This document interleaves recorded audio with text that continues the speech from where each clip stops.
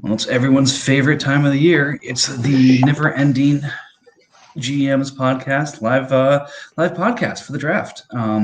This is the Vikings with the Chargers, the Eagles, and special guest the Colts this time.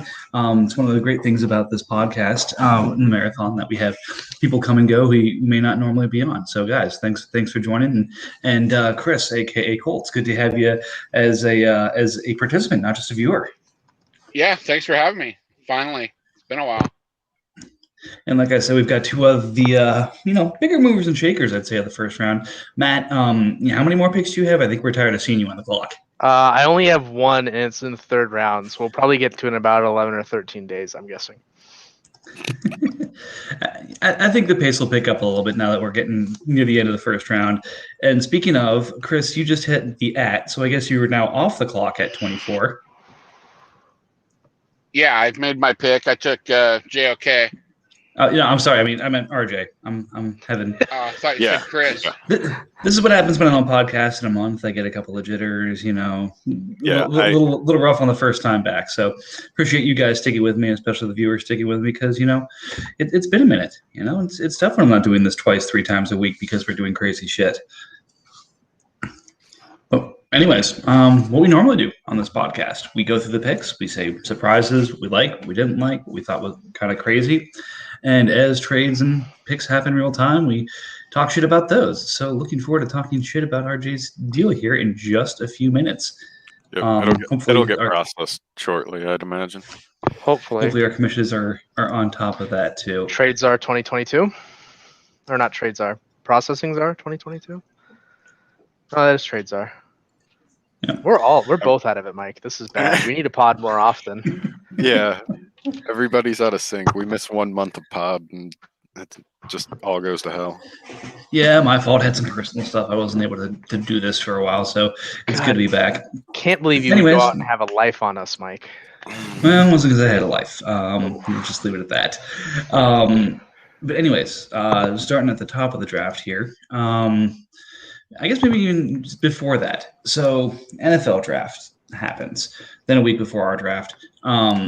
In terms of the first round, in terms of everything that happened in the NFL draft, do you think that kind of made our picks better, worse, changed it completely? What were your thoughts based off of the NFL draft and the impact on kind of what you were thinking in this draft? I think the biggest domino that changed things was Trey Lance being the Niners pick. Because before that, it seemed pretty chalk that 101 was going to be Trevor Lawrence in this league. 102 would be RJ taking Zach Wilson, because that's what he said he would do when he traded up for him. Said that was his guy. I know he had said a couple things, I don't know if it was public or private, about liking Trey Lance. But RJ was seemingly all in on Zach Wilson. And then it was going to be on Chris to figure out, is it Justin Fields? Is it Trey Lance? If Mac Jones ends up somewhere really good and the other two end up somewhere bad, what do I do? I had some discussions with him at one point where the thought was Trey Lance was going to end up in Atlanta. Justin Fields would be in San Francisco, and he ends up having the backup job to Jimmy Garoppolo. What does he do then? Because you're just sitting in a bad position at 103 as a contending team needing a quarterback, and you've got an option of two guys that are looking at being backups at places. But then Trey Lance goes to the Niners. I think RJ thinks, okay, he probably won't start all season. That'll help me tank more. I liked him as a player. I like Shanahan's offense. I want this guy on my team. And then Bengals sticks with Justin Fields, because I think he, at that point, had just if RJ's passing on Zach Wilson, there must be something wrong. So I'm going to take this guy I've been scouting thinking I won't get Zach Wilson, and went with Justin Fields. And then Seahawks, inexplicably, ends up with Zach Wilson, who we all thought for a very long time was going to be the number 2 pick in this league. So, you're muted. You are. Sorry, I was saying, ask Matt a simple question. You get a 3-minute long answer. It's been a while, okay? I've missed talking. No. It's fine. Again, I was trying to say draft and then go into pick by pick. I was going to say something, but I didn't want to be rude my first time on. Oh, go ahead. Go ahead. Yeah. Be rude. No. I mean, I was gonna make fun of Matt for giving a soliloquy after you asked him a simple question, and figured all three of us would get a share of time to answer, but Matt kind of took it all. So next question. There's plenty of time. We are here as long as we want to be here. Yeah. No, I'm just messing with you. I know. The main reason I came on this podcast is to have all the shit talked to my face and from me to your face instead of behind our backs and everything on the chat. As it should be. My whole take. I agree with Matt a lot on the Niners pick affecting a lot. I was hoping at number 6. I was hoping that Mac Jones would go to San Francisco, as they were trying to pretend was going to happen. I didn't ever believe it, but I was hoping, because I thought that there was a chance that Lance would fall to me at 6 if Mac Jones went to San Francisco, because I figured that would push him above the other guys, that he would go higher because he was a Niner. I was happy with what ultimately happened, but I think that was a big domino, like he said. As far as the rest of it, I think that the first round of the NFL draft just tanked a lot of veterans' values. It didn't as much affect our draft as it did just affect guys we already had. Yeah, I can get behind that. Yeah. So, RJ, I have to ask. Uh-huh. Was it Trey Lance all along? Did you sell me up the river with Zach Wilson that, I'm trading up for Zach Wilson, I've seen all I need to see, and I'm taking Zach? Or was it actually Trey Lance and you rope-a-doped me? No, it was Zach Wilson most of the time. I was very fond of Trey Lance, even before I had watched a single minute of Zach Wilson. So there was always a possibility. When it didn't really change much, when the NFL draft happened, because it was kind of an inevitability that Zach Wilson was going to the Jets. What started to change it was just sitting with the fact that I was going to have the Jets quarterback. So, by having the pick for a month plus, it was basically like having the player, and I was kind of already sick of the player by within a month. So I like him, but he's the Jets quarterback.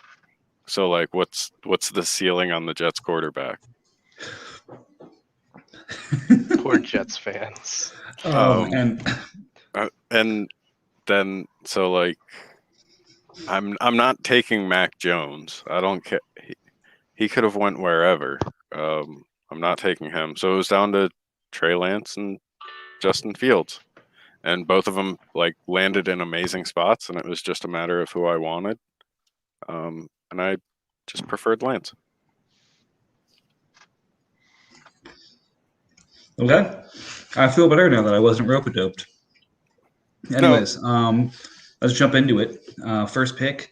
Let's give that this is the proper time. I mean, it was always Trevor all along. I mean, we might have mocked it differently, but I think I came away with from the NFL draft that Zach, again, was the Jets quarterback. So that was one thing.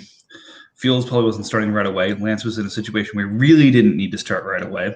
And Mac is going to start when he starts. So it kind of took the, okay, am I taking the quarterback who can start immediately and has a good ceiling question out of it, and just said, okay, I'm going to take the guy who starts, and that's Trevor. So Cowboys traded up for Trevor and stuck with Trevor the entire time. So good on him for that. Yeah, that was kind of a known thing. That's why I guess it's not really that big of a shock.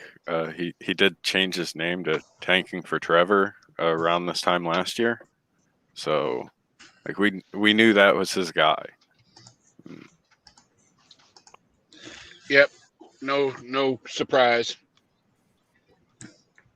Yeah, I mean, that's kind of the last surprise of the Jaguars draft as far as I'm concerned. We can talk about that a little bit more in the next couple of picks here. But, that one was pretty straightforward. And, it was Trevor all along.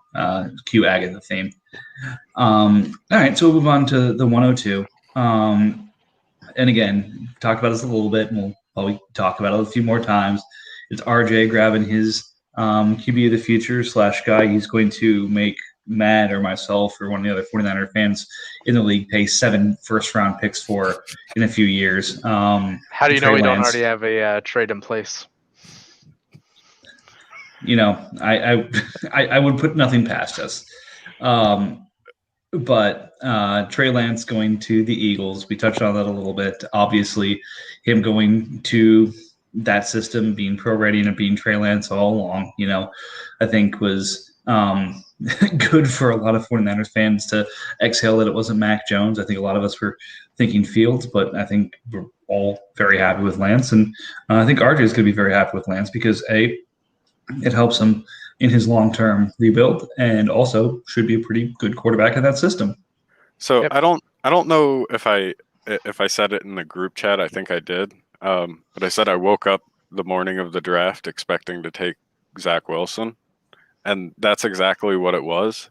And then I looked at it and I'm like, why is the guy that's going to try to tank me going to take the one other quarterback available that's guaranteed to start while the next team right behind me needs a quarterback right now? And the Seahawks actually have a pretty decent roster. So like they need a productive quarterback right now. So it's like as much as I like Zach Wilson, like Trey Lance isn't going to start.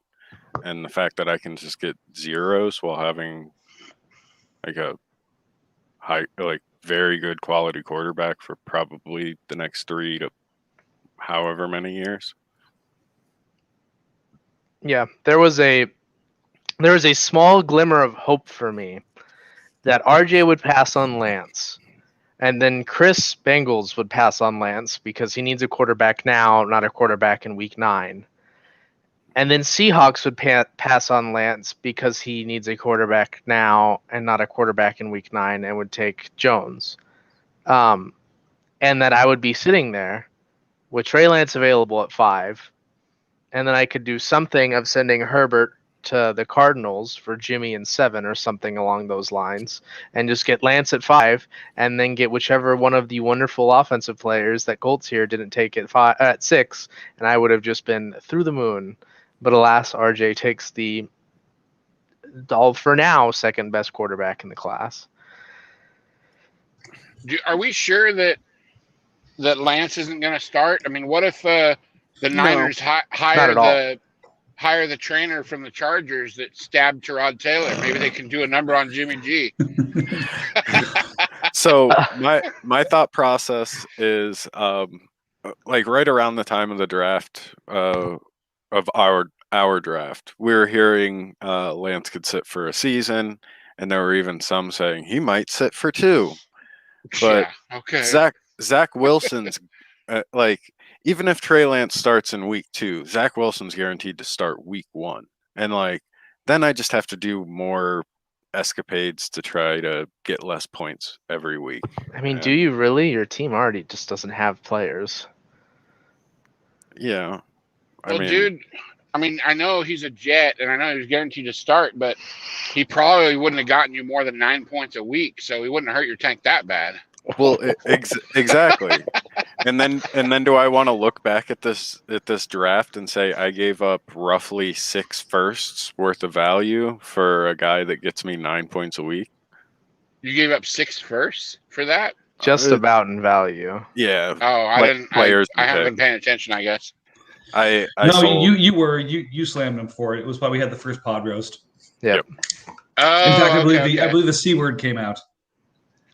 Oh, that one. Okay, Yep. Okay. Yeah, well, I, for one, am glad you did not take Zach Wilson, because I have him down as I can't believe this guy. I mean, this is going to be what's the dude from UCLA that busted? Rosen? This is going to be Josh Rosen.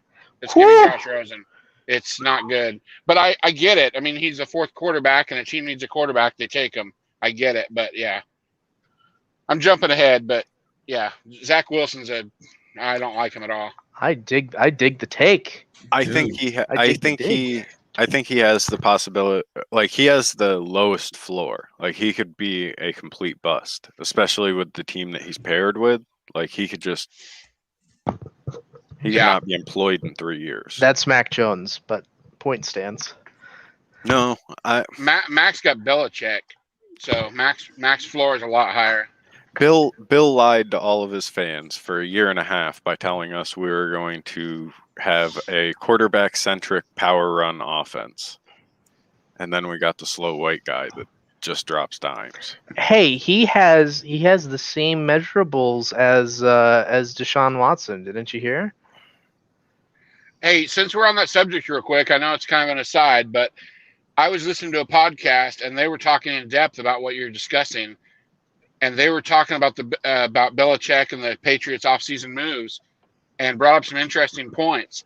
They sign a tight end who's good at blocking. Then they sign another tight end who's pretty good at blocking. Then they go out and overpay in free agency for Kendrick Bourne. Oh, by the way, he's number 1 wide receiver in blocking. Number 1 by PFF grade.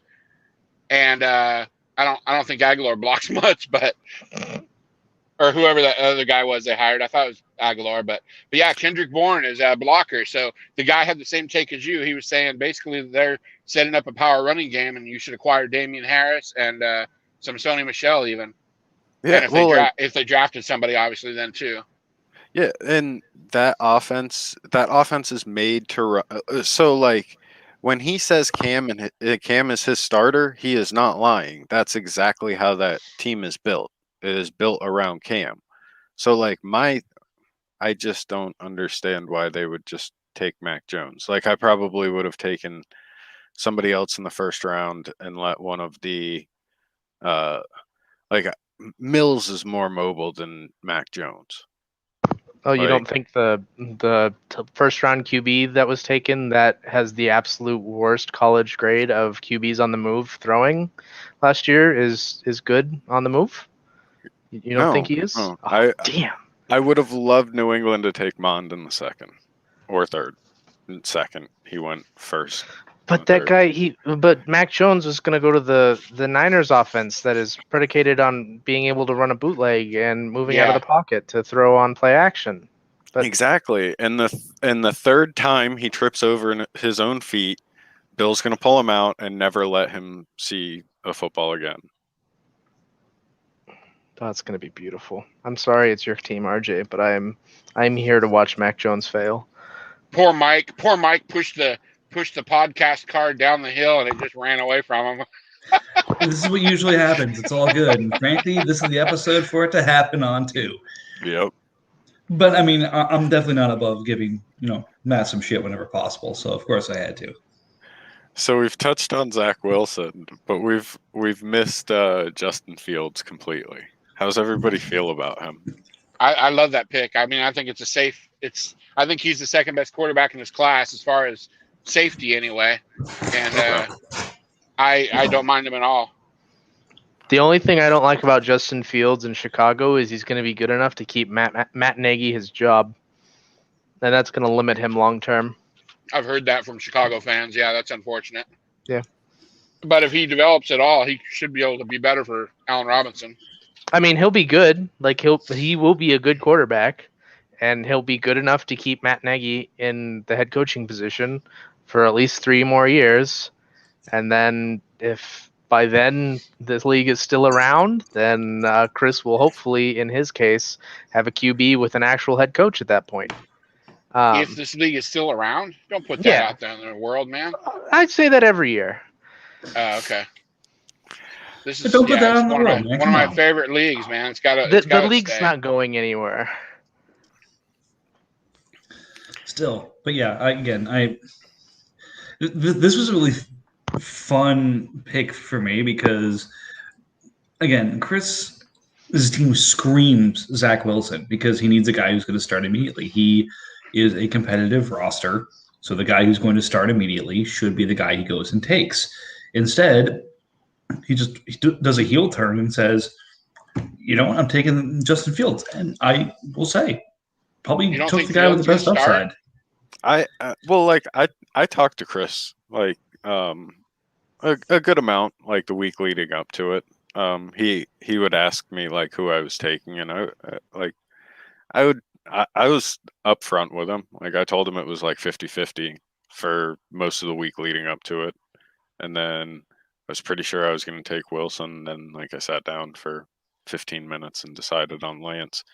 But like we both kind of came to the realization pre-NFL draft that there was a possibility that Mac Jones goes to San Francisco and every landing spot for quarterback sucks. And then we're just in a terrible situation. Because then one of us has to take the Jets quarterback, and then one of us has to take some other shitty team's quarterback. And then the draft happened, and Fields went to Chicago, and Lance went to San Francisco, and there were just so many more possibilities. So both of us were like, I know he was happy with. I'd imagine it was Fields for the most part, even if like I know he had anticipated Wilson at least like being available to him. Like there was some percentage. You guys don't think Fields is going to start right away? Probably not, but he's going to get that job relatively soon, and he will be very productive in it. If I was a Bears fan and he wasn't starting week 1, I'd wonder what the hell is going on. The issue is the Ohio State offense is extremely gimmicky. And so Justin Fields is coming into the NFL with no on-field in-game experience running anything remotely close to a pro offense. So like unless he has just like the most amazing rookie like off season of being able to just flip a switch from going from a purely college, I'm taking plays from sign calling on the sidelines, my center is calling protections, I'm not doing anything, I'm simply communicating the play to the team and then making plays as like a quarterback does. If he can make that jump, he should start week 1. But I think it's going to be more difficult for him coming from the Ohio State offense where a lot of it is on like the QB needs to buy time to make these long developing wide receiver routes like come into existence, right? Okay. So just like it gets weird coming from that offense because like there's normal college air raid stuff like Kyler Murray at Oklahoma, Patrick Mahomes at Texas Tech. But like the Ohio State offense is like this even weirder. Yeah, I don't watch college, so I don't really know any of that. I've seen a few highlights and stuff, but I'm just thinking Nick Foles. If you can't play over Nick Foles, you might have issues. Well, it's Andy Dalton now. Andy Dalton also. Oh, right. I'm sorry. You're right. Oh, okay. Yeah, right. You're right. Dalton can hold down the fort for a few weeks. Well, yeah, so because that's. I'm sorry. Go ahead, RJ. We had the discussion pre-meet before I took Trey Lance, and it was like if I took Wilson, who would be the better option, like Fields or Lance? And I told him Fields because I felt like he needed a quarterback right now, and neither of us liked Mac Jones particularly. So like Fields has a better avenue to start compared to like Trey Lance, who actually has a competent quarterback ahead of him.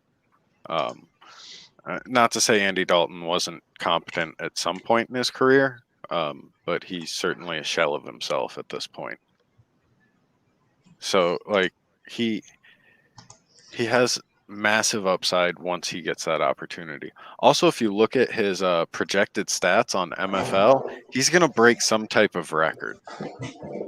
Oh, did they break it again with Fantasy Sharks? Okay, so this is his projections.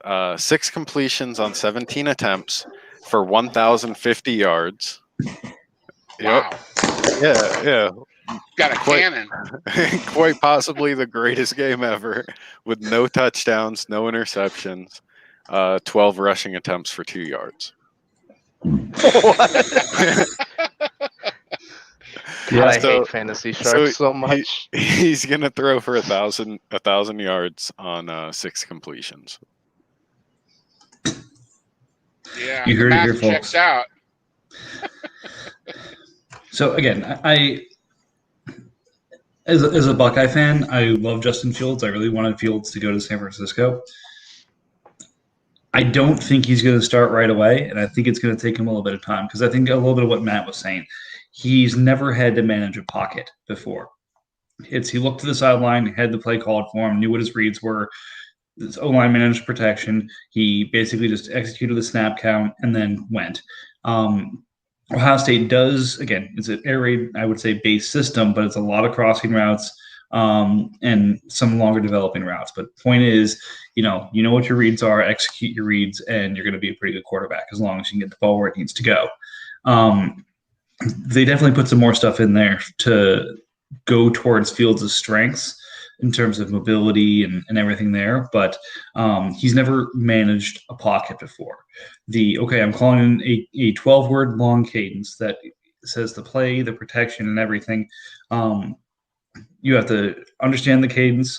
You have to recite the cadence clearly. You have to get him in position, make any pre-snap reads, and get everything done in 25 seconds. And again, they're already starting. You can see some of the team news saying that Justin Fields is practicing calling out cadences in his house right now over the phone, over whatever, so other members of his family. That's the level he's at. Now, take into account that there's could be limited in-person camps and limited opportunity for him to get snaps with the first team before week 1, especially with a shortened preseason with 18 weeks this year. He's not going to get the reps to be where he needs to be. And if he does, he's going to have a quarter of the playbook at this point. And again, Nagy and the GM Pace are going for their jobs right now. So I'm going to put the rookie who has 25% of the playbook and doesn't really know how to run my offense yet, never has before, or the veteran I just paid $12 million for to kind of be able to do that job. So it's going to be Dalton for a couple of weeks. And I would say probably safely half the season, unless Dalton just gets crushed early on, like literally an 0-4 start, like literally they're calling for Nagy's job, that we see Fields. Like I don't think we see him until they're 500 or worse through 4 games. Yep. And that's just the nature of things. And considering how this league is structured, look at where the doubleheaders are in this league this year. It's week First 1, 4 weeks? week 2, week 3, week 4. Half of our season, Justin Fields may not be on the field for. Yep. Yeah. If I'm a competitive team, I can't believe anybody looked ahead that far. That's fair. If I'm a competitive team, I can't do that to my team. Now, again, there may be a part of the bylaws where that 4th bye week changes to if there's a communal bye week or something like that. I can't recall. But the point is, if I'm losing my starting quarterback for half the season, my only other option is Jeff Driscoll. I love the upside, but I like winning more. So I probably would have gone Zach Wilson there because I like him enough to still do that. That said, Chris still has the ammo to go pull the trigger and get another quarterback if he needs to. But for a competing team, he's really put his eggs in that basket that either Fields is going to pick up the offense in a limited offseason at an incredible rate, or he's going to have to go pay up for a quarterback. And if I recall right, he did spend a good portion of his cap. He doesn't have the money for it. Yeah. So he's got $17 million. So a lot of the quarterbacks are going to be available. Matt Ryan's, the guys like that, the Ryan Fitzpatrick's are going to be. He's going to be priced out of that range. Magic's only like $3 million. Yeah. Right. If he goes for anyone, he's gonna have to also be paying to shut off a contract like Cameron Curls, which is $16 million, or a couple of like the Tre'Davious Whites, like Melvin Ingram, Delaney Hunter, Travis Kelce. Like those are the guys. He's got Will Fuller, who is, I guess, hypothetically movable, but even then, that only takes him up to $27 million. So that's another $4 million that he need to tag on to get into the like Matt Ryan conversation. Right. So again, if you were to give me shit for the long soliloquy I just went on there, but nope. No, it ended in a very reasonable thought process, and yeah, you're right. I didn't think it was long. I just thought I wondered if he copied down what Matt said and then just said it in his own words after that, because they basically sounded like a re-saying of what Matt just said. Yeah, basically, you're saying he didn't play real football. He needs to learn how to. Yep. Yeah. I wouldn't say that. No, he played real football. He can play football. He's a damn good football player. There's just the managing the pocket, managing the huddle side of things that he's not experienced at. He's got to figure out. And you can't fake that in the NFL. That. You can't. Yeah. Like there's like you can change the base offense. Like they could change their offense to like an air raid style so that he's comfortable with it. But like Matt Nagy can't go out there in the pocket and call plays for him. They can't put headsets in every one of the linemen's and offensive players' headsets so that they can call plays from the sideline. Like that's like to compare to Trey Lance. Like they gave the Niners front office, or I guess Kyle Shanahan gave him, I believe it was 15% or so of the playbook or some shit like that. And they wanted to see where he was at a week later. But because Trey Lance has experience for 2 years now being involved in a pro-style offense, he called him in 4 days and had it all memorized. So, like, that's the way that, like, Justin Fields is playing from behind there because he just doesn't know how to do that stuff. Hey, RJ, for the record, your version was my favorite. Concise, to the point. Oh, we can't do that here. No. Not my skill set. All right, so moving on. Pick 5. We're feeling good about Zach Wilson. We already talked about Zach Wilson. Yeah, we talked more about Zach Wilson than his mom talked about him. It's the Jets quarterback, so meh, but it's still better than Mac Jones. I'll keep it at 45 seconds then. I think everybody is sleeping on Zach Wilson now at this point. It was always going to be the Jets quarterback. And look what they did. They spent their first 3 picks on Wilson, on the Elijah Vera Tucker, and then Elijah Moore. So basically, they said, let's get our quarterback, let's protect him better, let's get another weapon for him. Now they've got Davis, they've got Mims, they've got Tucker, they've got Herndon. They have a decent running game, a very good line, and a okay defense. He's not going to have the same kind of pressure on him Darnold did. So I really like the situation he's in. And frankly, everyone is chatting, this is an incredible landing spot for Trey Lance in San Francisco. Wilson's running the same offense in New York. For now. It'll be the same offense for now because Kyle's going to change his offense, but it's going to be the same offense that Jimmy Garoppolo ran, which is fine. I really like that because Zach Wilson has the physical tools to make it work better than Jimmy did. He can actually throw deep balls. He can read the deep end of the field. He can read the outside of the field. He can actually play the quarterback position to its fullest extent. And lol Jets, because the Jets franchise is dog shit. But this is a coaching staff coming in that is not the brand of Jets coaching staff they've had since say at Rex. Rex was the last coach they had that had some gumption to him, like Saleh does. That offense is going to actually have a mind behind it that isn't run on cocaine and hookers. Wait, so I got a question. I got a question. I'm sorry. Before I forget, because I'm getting old. I just had my 50th birthday party, by the way. Oh, I'm old as the hills, so my memory fades quickly. So Zach Wilson, he's first strike is the Jets took him. Their track record on taking quarterbacks isn't exactly stellar. Mm-hmm. Secondly, he doesn't have much of an offense around him. Yes, it's better than it has been in the past, but it's still not that good in the grand scheme of things. All right. 3, Mike just mentioned their defense is getting better. Oh, so you're not going to be behind and need to throw as much on top of everything else that's against him. I just think complete bust. I'll sleep on him all day because he needs to be slept on. Okay. Yeah. Hey, and the reason, and you're right, he's not going to be in obvious passing situations, which is where rookie quarterbacks going to get killed.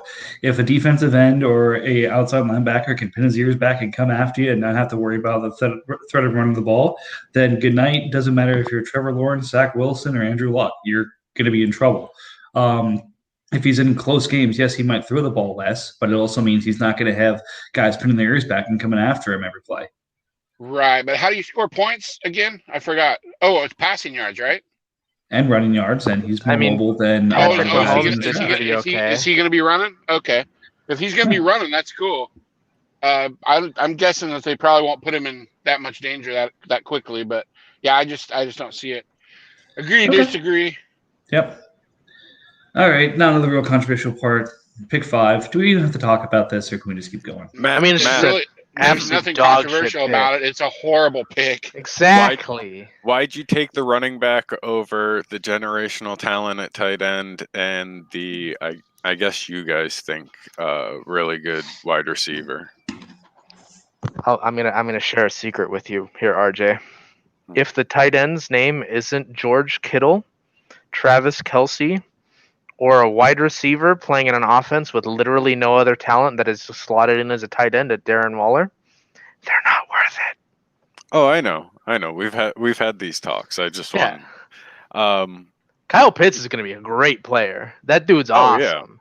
But in fantasy football in our league scoring, he's just like, to me, it was a matter of, do I take a guy that, unless he's literally one of the best 3 tight ends in the league and scores like a wide receiver and catches for 1,100 yards and 12 touchdowns, he's going to be a wide receiver too effectively. I'm going to take the running back. That's fair. I get it. I haven't studied your roster, but I'm guessing your total win now. Najee's going to provide a lot of points, so yeah. I can't fault you there. But as far as BPA style, I was pretty much, I've listened. All I do when I drive truck is I listen to podcast after podcast. I listen to everything, and basically all I'm hearing is this whole class is a bunch of meh, with the exception of 3 blue chip athletes: Penei Sewell, Jamar Chase, Kyle Pitts. And you passed on 2 of the 3 to take a running back. So granted, in what we're doing, and we are playing fantasy football league, maybe he'll help your team the most. I haven't studied your roster, but Jamar Chase,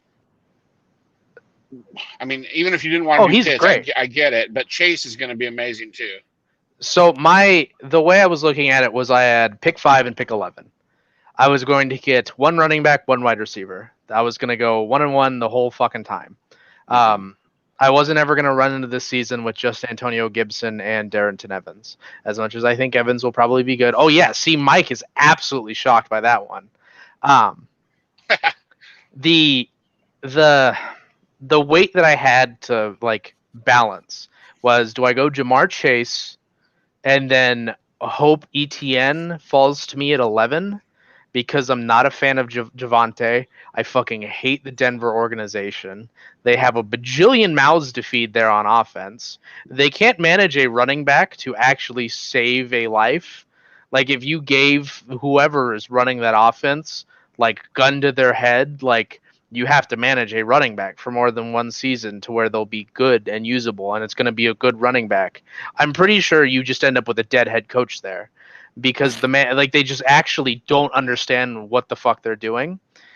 And so it was like, do I take Najee, who I know is a very good player? He doesn't have the athletic profile of a Chase or a Pitts. Or do I go and because I just think he's a great player, and then like hope a Devontae Smith, a Bateman, who was pretty much off my board once he went to the Ravens, the Terrace Marshall, or one of these other guys at 11. And to me, it just came down to like the running backs fall off after Najee for me, versus there's a small blip between Chase and like the Smith, Waddle, and Marshall level of wide receivers. Who'd you say you had at running back going in? Evans and who? Darrington Evans and Antonio Gibson. Oh, you do have Gibson. Okay. Yeah. So I wasn't completely devoid at running back, and I made the Super Bowl last year. So how are you doing at wide receiver before this? It was just Brandon Ayuk, and then Demarcus Robinson, and then Richie James and Mecole Hardman. Pair of Kansas City wide receivers and pair of San Francisco wide receivers. Yeah, so from what I've seen, you pretty much only need 1 really good running back to score well in this league. So I guess if I had your team, I would have looked at it as, I'm good with Antonio Gibson. I mean, I'd still do the running back wide receiver combo. I get that, but I would have definitely taken the wide receiver first. See, to me, it was like Najee and Chase are equal to me. I think they both end up scoring the same amount, and I think once Ben's off the books in Pittsburgh, they can invest in an offensive line, and that's when Najee will really start taking off. Because I think this year he's just going to get a shit ton of volume. He's going to catch a lot of passes. He's going to run the ball a lot and score some touchdowns. He won't be like top 5 running back, I don't think, but he'll be a running back 1 if I had to guess. It's not a catastrophic pick. Oh yeah, no. It's a good pick. I just yeah, that's all. So, when I look at it, like what ultimately happened, I feel like you got a steal. Just those 2 picks, you had the best draft. Because in my own personal opinion, even though Smith went to an awful place in Philadelphia, he's probably still the wide receiver one. I know. Oh, easily. And in my opinion, my wide receiver one. Oh, okay. And Harris was my running back one in this class, just based on landing spot. That's the only thing that makes him one, but still one nonetheless. So you ended up with, in my opinion, the best running back and the best wide receiver in the class. Hey, thanks. And if it matters at all to offset the shade that I've thrown your way, number 11, Devontae Smith, I put love in capital letters and put a huge square around it. I came into this draft thinking I wasn't going to touch him, like at all, because I told, you can ask RJ, and I think I talked to Michael about a little bit before. I was not moving 11 unless I got an absolute blue chip wide receiver, because Right. I was just in love with Rashad Bateman. And then the Ravens came in and broke both of his kneecaps and crippled him in the spine. He's still going to be productive, but like but his productive Hollywood now Brown is like rookie year productive, not like a late wide receiver too. right. Devontae Smith is going to have a huge year. I really like that landing spot for him. Yeah, Hey, I just like the player. I don't care what everybody says about like size. There's other people in this draft that are smaller than Smith, by height and weight. So I don't care what people say. I think he's the best. He won the Heisman, and he did it. He did something that no other wide receiver has done. In how long? 30 years? It's been a while. Longer. Like no, it's not 30 years. It has to be at least 50 years. No, it was like 32 or something. Was it was it? Desmond Howard was the last one, and that was in the 80s, so it's pretty close. Yeah, 40 years. That was what, 88, 89? Yeah, 32 years. I was right on. Yeah. Boom. So like Right. he's good. I've said it on other podcasts. Like I think he's an amazing player. Like I look at him and I'm like I see something different. I look at Jamar Chase and I'm like, yeah, okay, he's the next. He's a big bodied wide receiver that can do all of these fancy things. So we have to see, because like he's got what, 50-50 chance at best at being good in the Jamar league. Chase? Yeah. I think he's going to be good. My concern with Chase with the Bengals landing spot is Joe Burrow is a better version of Baker Mayfield and is going to spread the ball around a lot. So he's never going to have like that huge wide receiver one type season. So We'll see. Like my thought process is, and it's always with these larger wide receivers, like the slightly more physical wide receivers that go super early in the draft. You could get a Larry Fitzgerald, but you could also get a Charles Rogers just the same. So like the thing is there, and I don't want to continue to like completely derail this. There's some fucking goofball on Twitter that does this whole like alpha and beta wide receiver body profiling thing, which on its like face is just so completely stupid. And it's just like the most out of context, poorly driven info in the world. But once you actually like break it down and you pull out like all the bullshit, it's pretty consistent in the fact that like these alpha guys, which are, I believe, they're wide receivers that it's either 6 foot or 5'11" or taller, and are 195 or bigger. They account for like 85 to 90% of the wide receiver one seasons in the past like 20 years. Like the biggest standouts recently are Antonio Brown and Tyreek Hill are the guys that like break that mold. They are on the shorter end of the physical slot-esque wide receivers, but not slot in the, like they can take things over the middle and get hit and not die. I mean, those guys are just special. Right. But they also have enough speed to be a threat as an outside wide receiver. Yep. And there are few that can excel at both of those. And Jamar Chase is one of them, but I just don't. 50-50 chance. I think he gonna be real good. And strangely enough, one of the next wide receivers that we're going to talk about, Jalen Waddle, is smaller, lighter, but worse at one of those abilities, and will probably end up being a better wide receiver, or has So a let's chance. Let's not skip Pitts here, though. let's not get too far out of order here. So next pick, we've got back to Chris here, as he's back to join us. 106 goes Kyle Pitts, as mentioned, definitely probably the best athlete and best prospect at his position in the draft, arguably next to maybe Trevor Lawrence. But with that in mind, plays tight end, which is less of a premium position in some ways, but scarcity might bump it back up. So again, Chris, you had Pitts scheduled, kind of circled. It was kind of Chase Pitts if I couldn't get Lawrence, right? Yeah, sorry. First of all, sorry I stepped away. All the talk about Devontae Smith, and I knew Pitts was coming up too. I had to take care of myself real quick, just to be able to, just to stay on the podcast and not have Keep to a leave clear you again. head. Yeah, I had to empty the chamber. Mm-hmm. So yeah, with Pitts, it was always going to be Pitts, Chase, or a top 4 quarterback. I am that owner who, if I'm in a startup or even a redraft, doesn't matter, and I've got the 10th pick, and the first 9 guys take the top 9 running backs. Sorry, I'm not taking running back 10. I'm taking wide receiver 1. I'm taking quarterback 1, tight end 1, somebody else. I'm not taking running back. So in this scenario, I'm not taking quarterback 5. I'm not taking, and I wouldn't even have taken 4. I wouldn't have taken Zach Wilson, but it was always going to be a top 4 quarterback, Chase or Pitts. So I just stuck to it basically. And quite honestly, the Najee Harris pick kind of surprised me. I thought I might get stuck trying to decide between Mac Jones and Chase. I really didn't want. I love Chase. I'd rather have Pitts because in our league, tight end is so hard to get. I feel like I might be able to trade one of my other tight ends now.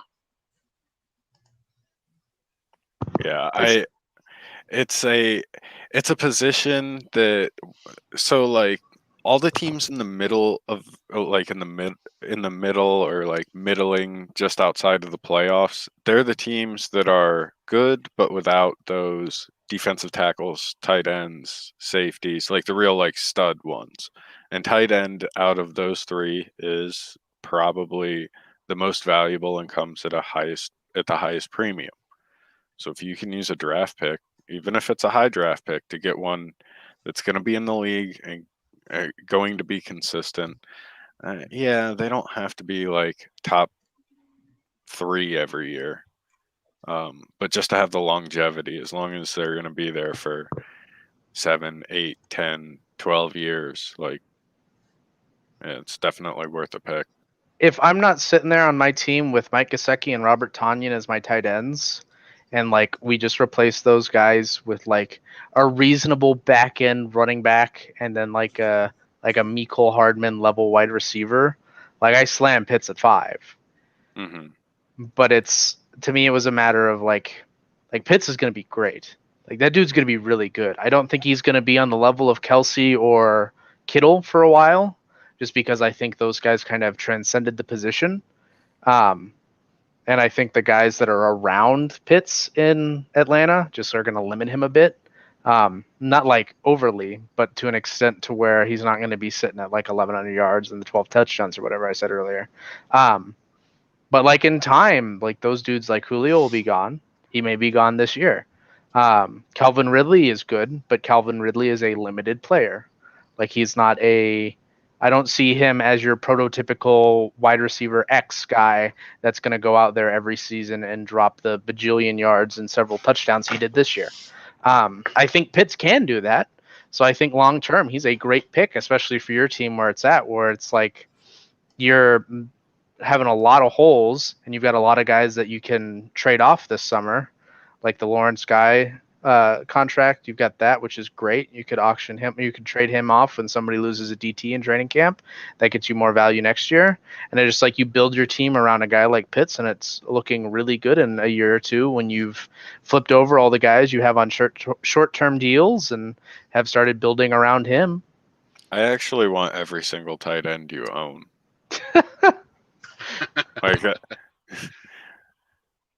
like they are all exceptional. So like it's an embarrassment of riches, but one that'll pay off once you just because you can get wide receivers and running backs at any point. I don't think we're gonna see another Kyle Pitts for a while. Oh no, the last Kyle Pitts was Vernon Davis. Right. And would it really blow anybody's mind for me to trade somebody like Pitts for a good running back and a good receiver? I mean, it's not out of the realm of possibility. No, not especially in time. Like, due to that contract. Right. As far as you were saying, as far as Matt was saying, Pitts isn't going to be Kelsey right away or any of these guys. Kelsey wasn't Kelsey right away. Yeah. Right. Tight ends don't start strong, and I wasn't expecting it. Mm-hmm. Conversely, somebody could argue, if you all saw the tweet today, I forget who it was now, but a well-known guy says he has direct intel that Julio is not going to be on the team this year. He's gone. I'm like 90% sure he's a 49er by June 2nd. Yeah, it's going to be post June 1, and with him gone, dude, Ridley and Pitts, and that's it.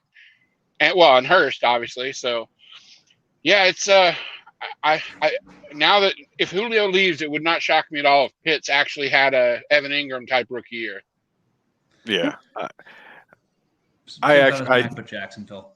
I think Ridley could be that wide receiver one there, but I also don't think he's going to be that wide receiver one that sees like some ridiculously large amount of the targets. Like he'll be the Tyreek Hill to Pitts's Kelsey.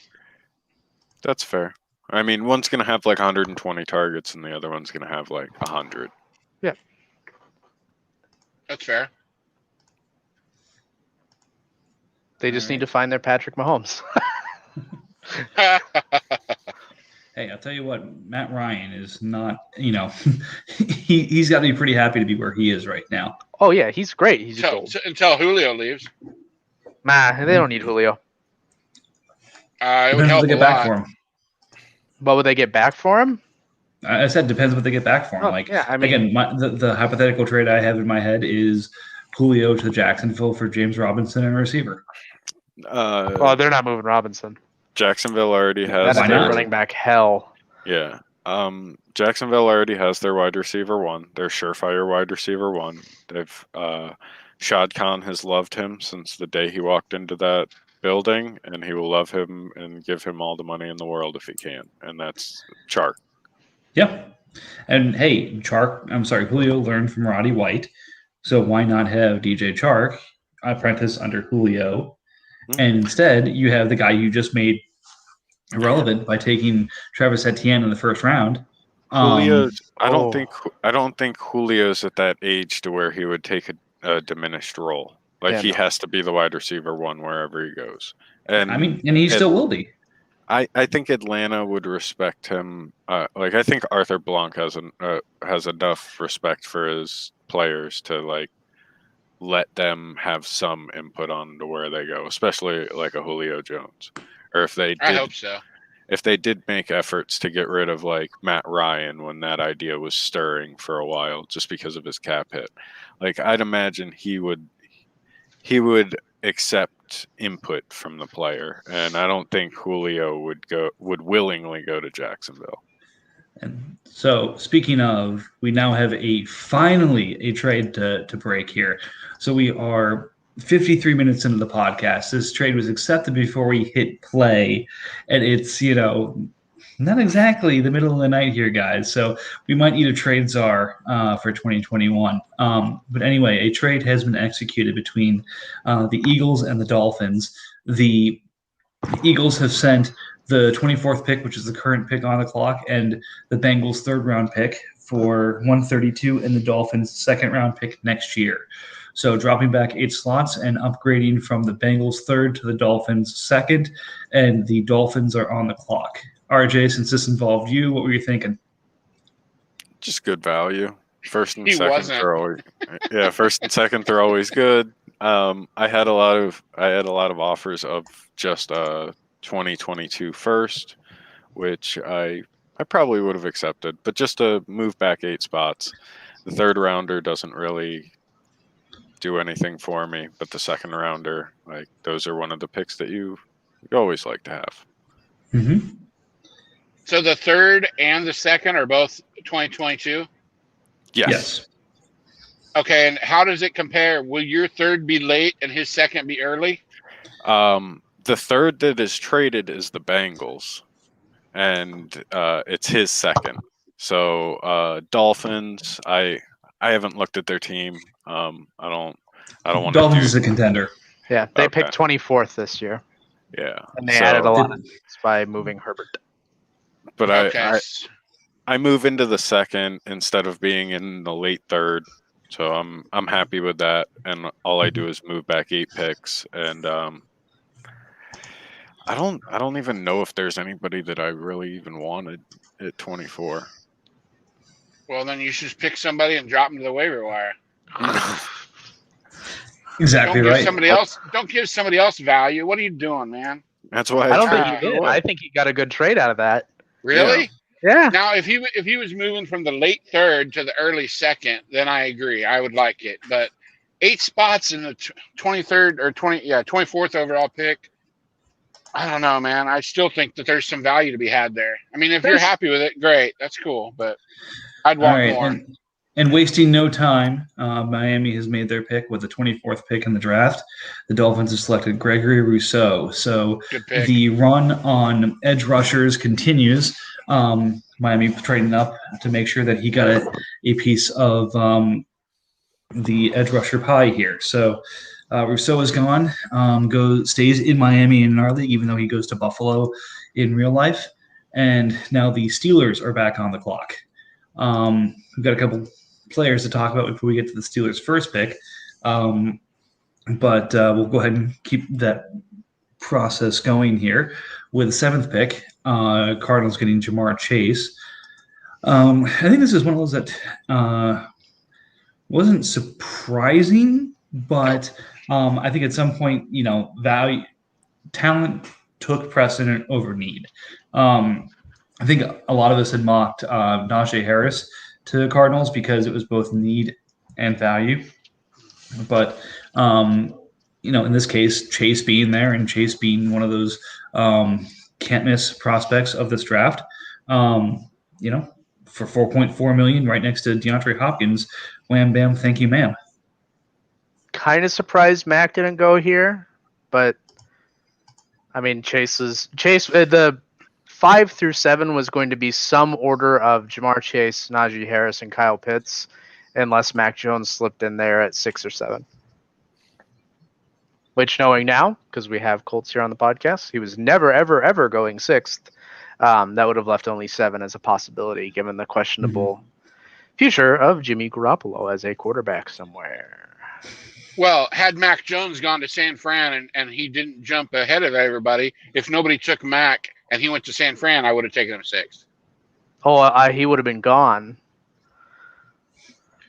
Right. Probably. He would have gotten top 5. But yeah. That said, what's interesting here, and Matt, I'll throw this back at you because you're the one who kind of said this a couple of times. You had heard that the New England Patriots were interested in Jimmy at 15. Mm-hmm. And from everything I was hearing kind of up until the draft, I tend to agree that if Mac Jones was not there at 15, that something would have happened and Cam Newton would be a 49er and Jimmy Garoppolo would be a New England Patriot, and we would have picked 15 as well. I don't know what would have gone with that, but I think that is what would have happened. Yep. I don't know anything about the Cam being a Niner, but I know there was chatter about like us moving up for Najee, just because like you can go out and find photos and videos of Najee Harris in public after the 49ers visited Alabama for the pro day that was supposedly for Mac Jones, but in reality was the one pro day that Najee Harris showed up at, or practiced and actually performed at. That was the second one, right? Yep. The first one he drove to or whatever, but didn't do anything. But the second one he actually did stuff at.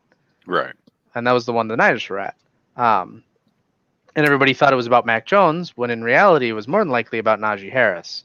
And I think at that point, they had already talked to Najee at some point prior to that.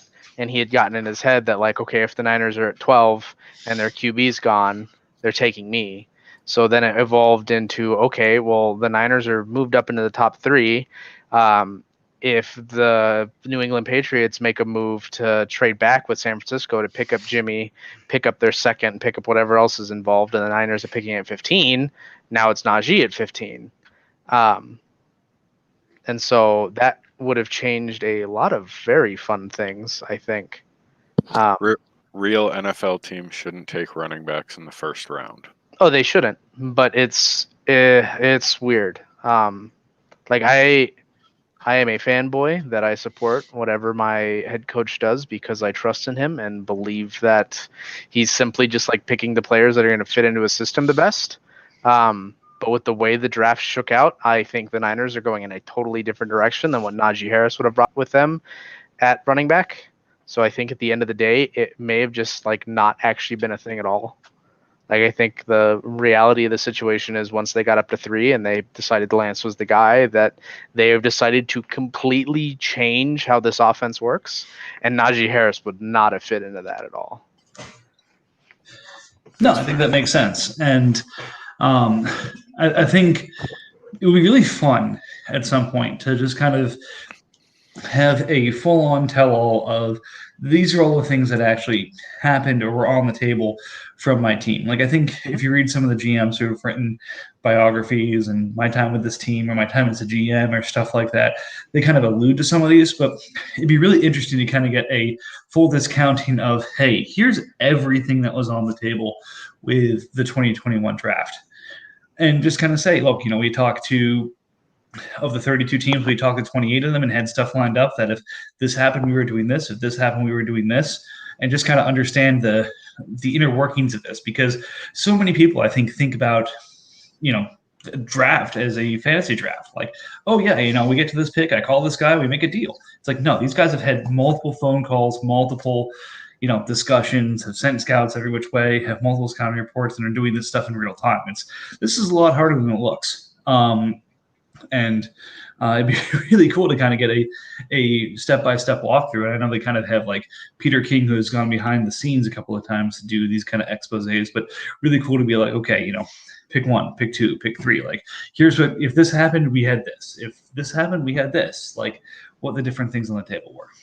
Yeah, I think there's a 90% chance that there was a handshake deal that involved Jimmy being a Patriot on draft night. If Denver takes Fields or Jones and then Chicago moves up and takes the others still, and then the Patriots are sitting there with Cam Newton, I think Jimmy Garoppolo ends that night a Patriot.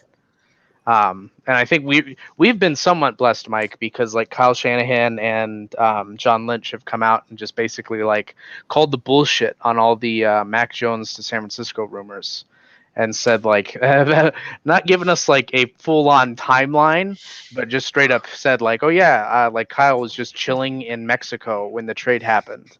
And then he started hearing that it was Mac Jones, and he was like, wow, that's bullshit, but I'm going to let that run because why not? There's no reason not to. And it's just nice to have that when all the people that were like, oh, well, if it wasn't Mac Jones, why aren't the Niners correcting it? Like, what do they gain by correcting it? Like, what do teams gain by like sharing that type of information at the time of the draft and the trade?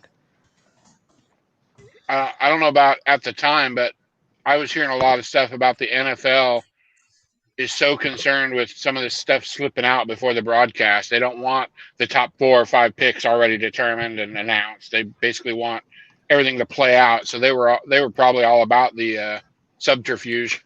Oh yeah, the without league a doubt. All the leagues, yeah, the league. Every league, sports league, raised an eyebrow 2 years ago in the NBA draft when Where Woj every tweeted single out pick. every pick right before it happened.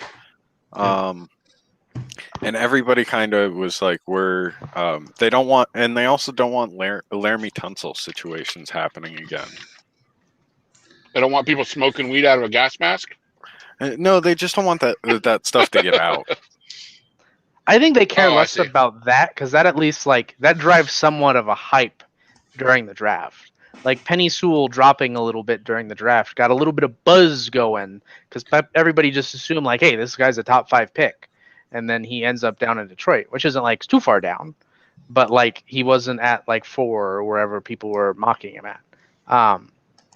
And so like, yeah, that Woj situation where him and Shams were legitimately tweeting out every single draft pick like minutes before it was announced. The NFL or the NBA got so pissed off. From a source, so and so likes this person, as Silver's walking up to the podium. There was one point where they were 4 picks ahead of the actual draft. It just like it ruined the experience, and so I think the NFL and the NBA and MLB to a much smaller extent have like heavily cracked down on all of the heavy tweet like focused personnel and been like, hey, nope, you tweet when we announce it. And Schefter was doing stuff similar in drafts and stuff like that, where, again, especially with the backup that the NFL was having of, okay, this pick is on the clock and we're, introducing the person who's 2 picks before it, like in the first round that was happening this year, they just kind of had to crack down as well, saying, okay, Shefty, you can't tweet it until they show up on ESPN. Well, for that matter, and you can't make fun of the commissioner unless they're in the chat. Trades are 2021. What's up, guys? What's up? How's it going, Bengals? Bungles. Hey, it's working. Chris 1.02. Wait. Well, we have Colts in here. Yeah. Yes, Yeah. we do. Colts in here. God, I need this full screen on my tiny phone. I don't think it works. There you go. That might work better. But anyways, welcome. We are on 107 right now. As mentioned, this is the Podathon, so we're going to be doing this into the evening. But I guess, since we already covered your pick, I think the big question was, as a competitive roster, did you feel any kind of trepidation taking a player who may not start the first 4 weeks when 8 games may be gone by that point? No, not in the AFC. Not at all. Not in the AFC and not in the AFC North. So Browns, Ravens, Steelers, consider the gauntlet not just thrown down, but you just got smacked a few times. It'll be fine. Get bodied. It'll be completely fine. Oh, the arrogance. Are you neglecting your family to podcast with us? Because that would be fantastic. That's my neighbors. Oh, okay. Yeah. But No, it's fine. Dogs, what do you want? But yeah, so that was kind of where we were at 103. I think everyone liked the pick long term, but was worried about you in the short term. Well, I was worried about you. I'm not worried about you. What happened? What went through your mind? I know we had discussions, but what went through your mind after I took Lance? I actually figured you were going to take him, even though you were on RJ. The weeks prior, I knew you liked Lance from our earlier conversations, and I felt 49ers were just as an enticing spot as the Patriots for Lance. So like in my mind, it was like 50-50 between Wilson and Lance for you.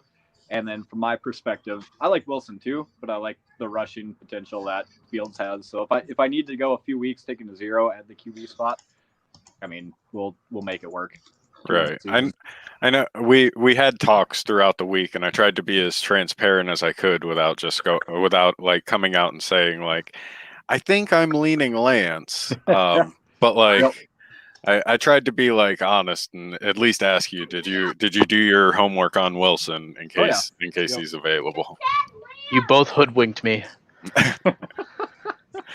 Well, charlatans. So fair, like Matt, I told you Wilson had dropped my QB4. leading up to the draft here. Smart man. Yeah, Both of you have winked me. I did not. I was honest with you. Whenever we talked, I always said, You what were would you... elusive with me. No, I said, what are you if I mean, I'm just talking worst case scenario here. and I knew there was a strong possibility I was going Lance, and What am I gonna undecided. do with my offensive rookie of the year? I guess he wasn't. No, Jefferson was. Damn. What am I gonna do with my top 10 QB? I don't want a quarterback that wins offensive rookie of the year. Very few of them win Super Bowls. That's fine, might as well. I need to trade him Fields. Be right back. My due diligence on Zach Wilson was one step. Let's see. Oh, drafted by the New York Jets. Draw a big line through him. Yeah. And then I wrote on a piece of paper, avoid Zach Wilson no matter what.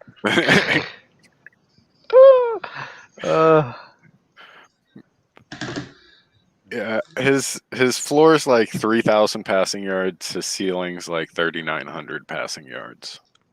No matter Zach how Wilson? good he is. Yeah. Ooh, that's. Ooh. So you think I he's disagree on literally that just ceiling. Jimmy Garoppolo? Yeah, I believe he's at his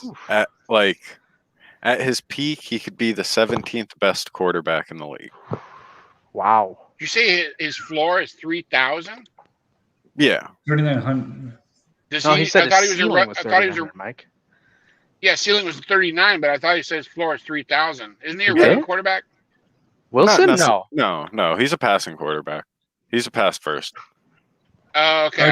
RJ, For some reason, I thought he was a scrambler. No. RJ, I'm not going to call you out here, but we're going to That's have a take. conversation off camera here at some point, and you need to do some explaining. Me? Yeah. What? Why is that? All right. Do you want me to Sure. pull off camera? Yeah. Okay. No, let's do Put it it out now. there. Just pretend When the to trade for the 102 happened, I was on the fence about what I wanted to do still, and RJ said to me, and I quote, "I've seen all I need to see on Zach Wilson. I know he's the real deal, and nothing's going to convince me otherwise." Yep. Yeah. He's an amazing thrower of the football. But With a ceiling suddenly, of 3,900 yards a season. just because he's on the Jets roster, and not even taking into account he's on one of the most desirable offensive schemes in the entire NFL. Doesn't Just matter because about he's on the Jets. It matters about the front office and who they're going to put around him. Okay. Hey, you know what? He works down the street from me now, so I'm happy to have him on my team wherever I can have him. Well, RJ, I'm on your side. I don't think there's that much problem there. Because I mean, how many people buried AJ Brown because he went to the Titans? It's the That's same a totally thing. different situation, though. No, he loved Zach Wilson, but he went to the Jets. And he said, "Fuck Zach Wilson." AJ Brown was great, and then he goes to Tennessee, and a lot of people wrote him off instantly. Yeah. And he's been terrible. Absolutely awful. And I took a quarterback with a lot more volatility, that's for sure. Like there's a possibility that Jimmy Garoppolo goes to the next 2 Super Bowls and we don't ever see Trey Lance, and like, Oh no, there's no way. He's the starter next year, no fucking matter what. You don't put that in the world. He said 2 straight Super Bowls. You shut the fuck up. Dude, I'm saying Jimmy will win it as a fucking backup. Trey Lance is starting next year. Jimmy be holding the clipboard. He sits on the bench and we win 2 straight Super Bowls. You shut the fuck up. That's fine.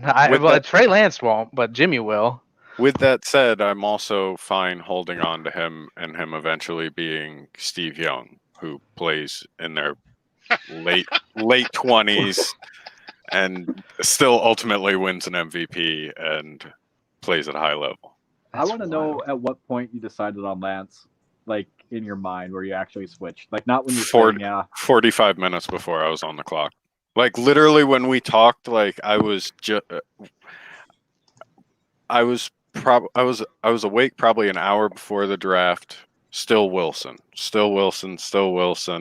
And then I was just like, Lance just feels like the smarter move just in a general sense. Like I can get the zeros, I can get the pick next year, I can take Malik Willis, and we can just all be happy. God, this just makes me so much more angry at Cowboys. Motherfucker. He just couldn't pick a goddamn trade.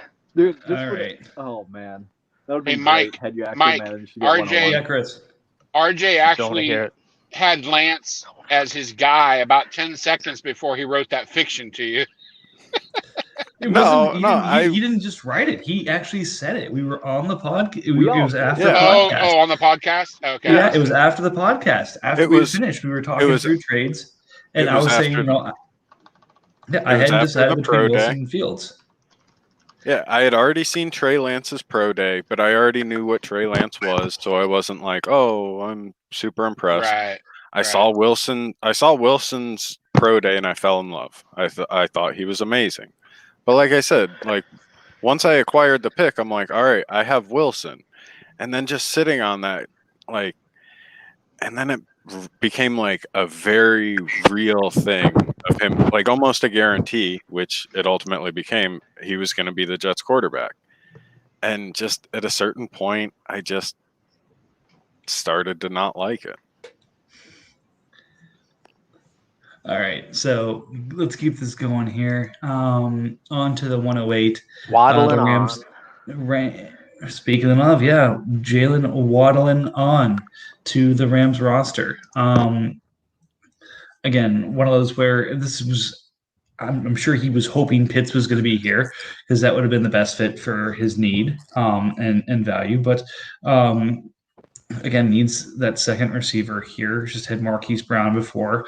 And Braxton Berrios, which I don't think he wanted to depend on for too much longer. But yeah, as a second receiver, has DeAndre Swift there and has the makings of the start of a productive offense here.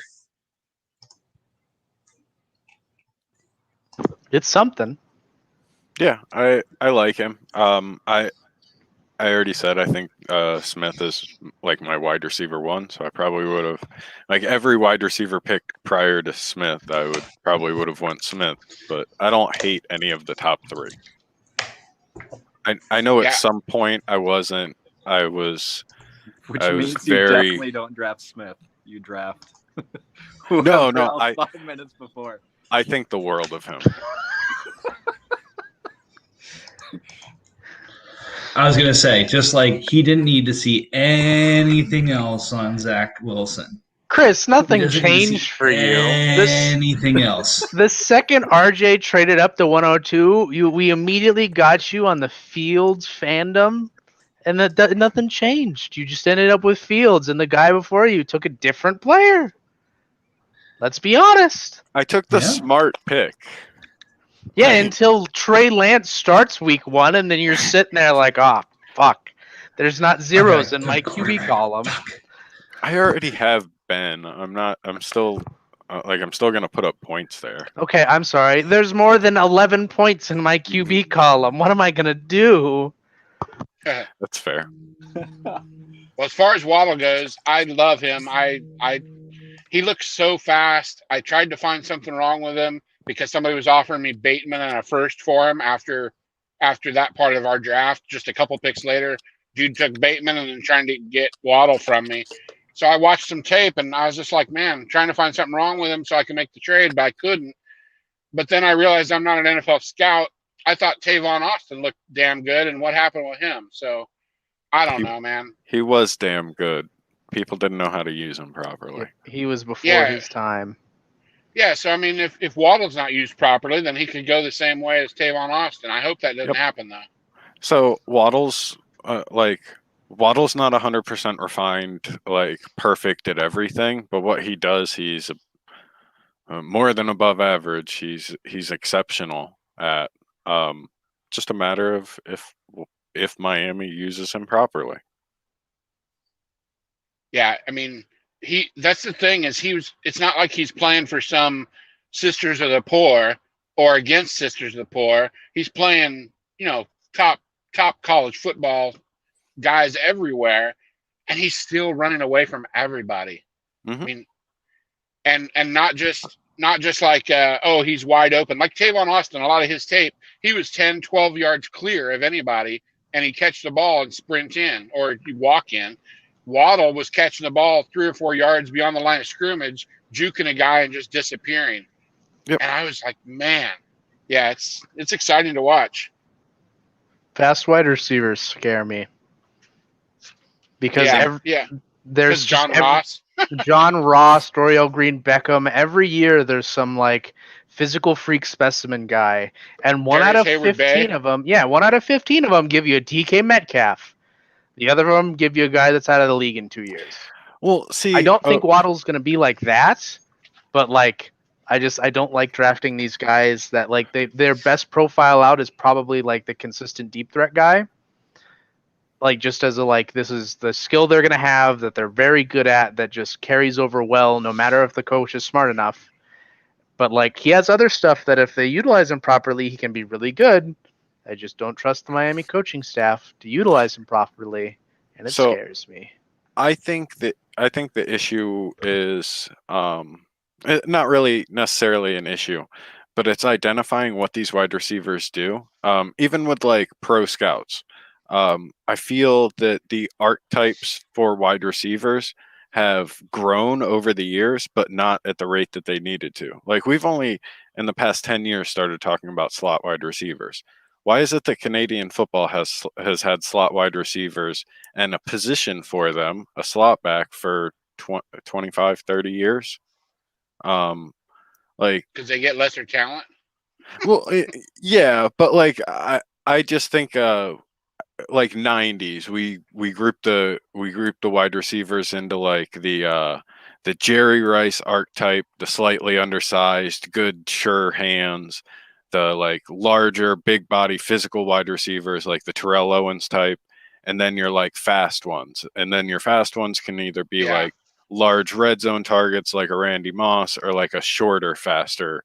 And like from those three archetypes, it has evolved into like multiple other archetypes.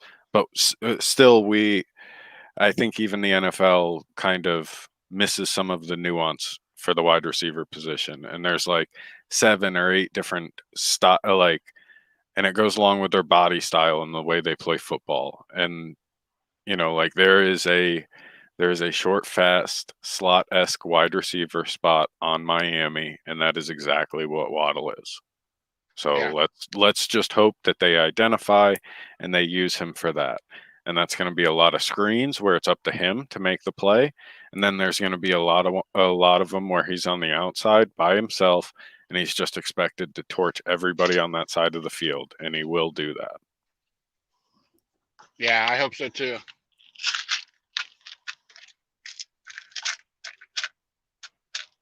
Where did everybody go? I am trying to negotiate Trod. So do we want to talk about Etienne then? Sure. Or does anybody else want to talk about him? Because I could probably go on for days about how great of a player he is at the things that don't give you fantasy points. Yep. He's going to be a very good NFL running back as a third down option. He's going to do a lot of pass pro. The man's going to be a great little tiny weapon that'll be used sparingly in that offense. And he's just not going to ever be what people thought he was going to be because they're going to stick with James Robinson. James Robinson's going to run the football. Etienne will come in on pass downs. He'll block a shit ton of fucking plays, and he'll disappoint the fuck out of the Falcons, and it'll be great. So I'm sorry. Here's my take on Etienne. Yeah. So you're a CEO at a new company. You come in, you got a director of marketing making 20% of what he should make, and he's absolutely killing it. So what's the best idea? Go ahead and go hire another director of marketing and pay him 100% of what they're worth, because the other director of marketing wasn't a top draft pick.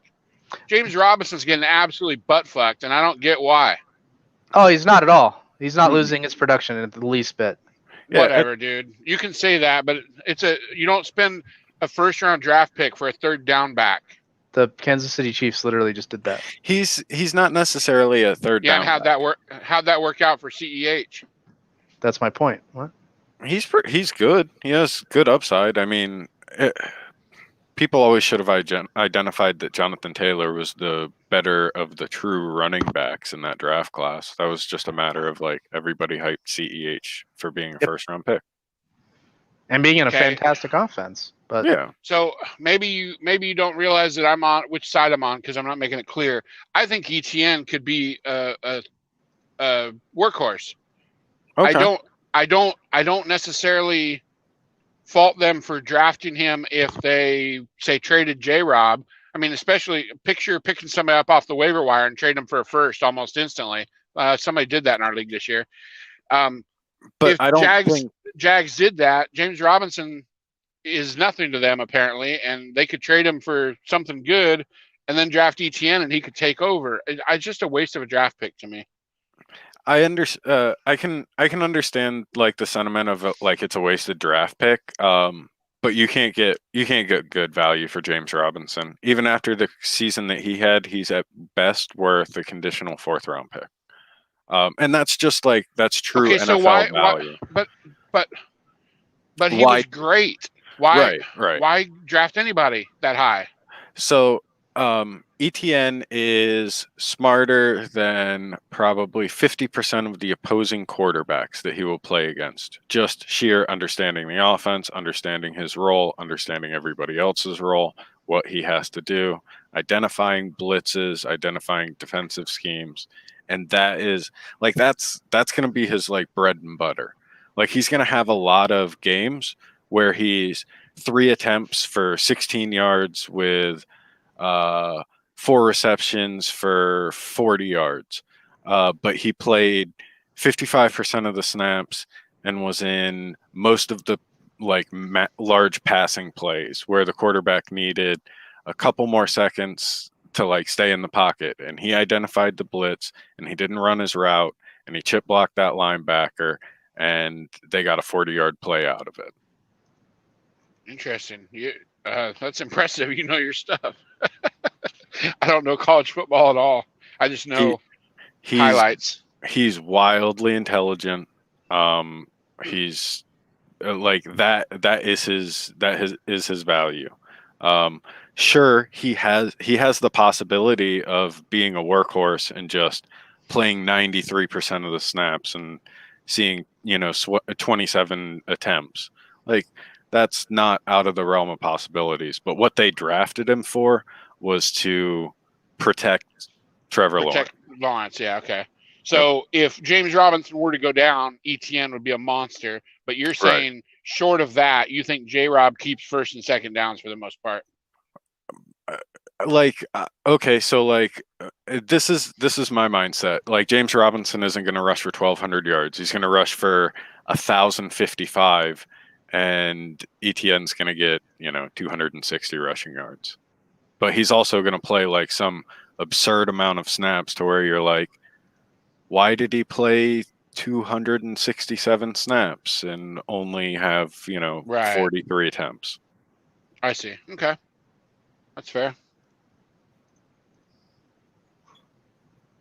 So like, and don't get me wrong, it's going to be like it's going to be a really easy identifier for the defenses. They're going to be like, oh, there's a higher probability of ETN staying home and this just being a passing play. But when Trevor Lawrence is that highly touted, it doesn't hurt to kind of show your hand and be confident that your team can just protect him. Like just to let him, see real game speed for a season.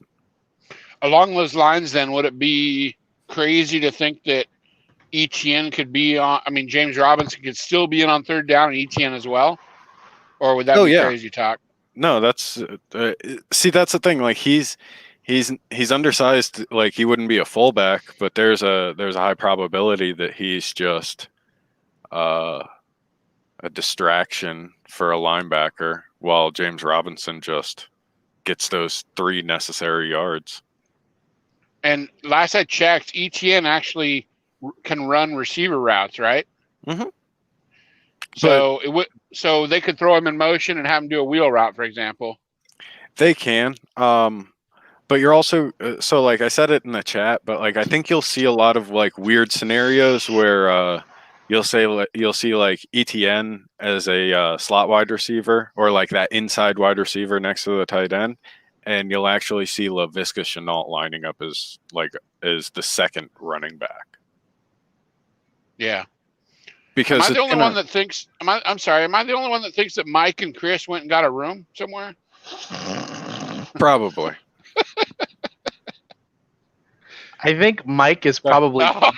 Chris is like, no, dude, look, it's not. I No need room to here. weed spray all of this, so I've just been listening to you guys while I'm rolling out the hose and that. Oh, But Lord. All right. yeah, that's what I'm doing. Okay. But he had to come on and dispel that rumor. No chance I'm getting a room with Mike.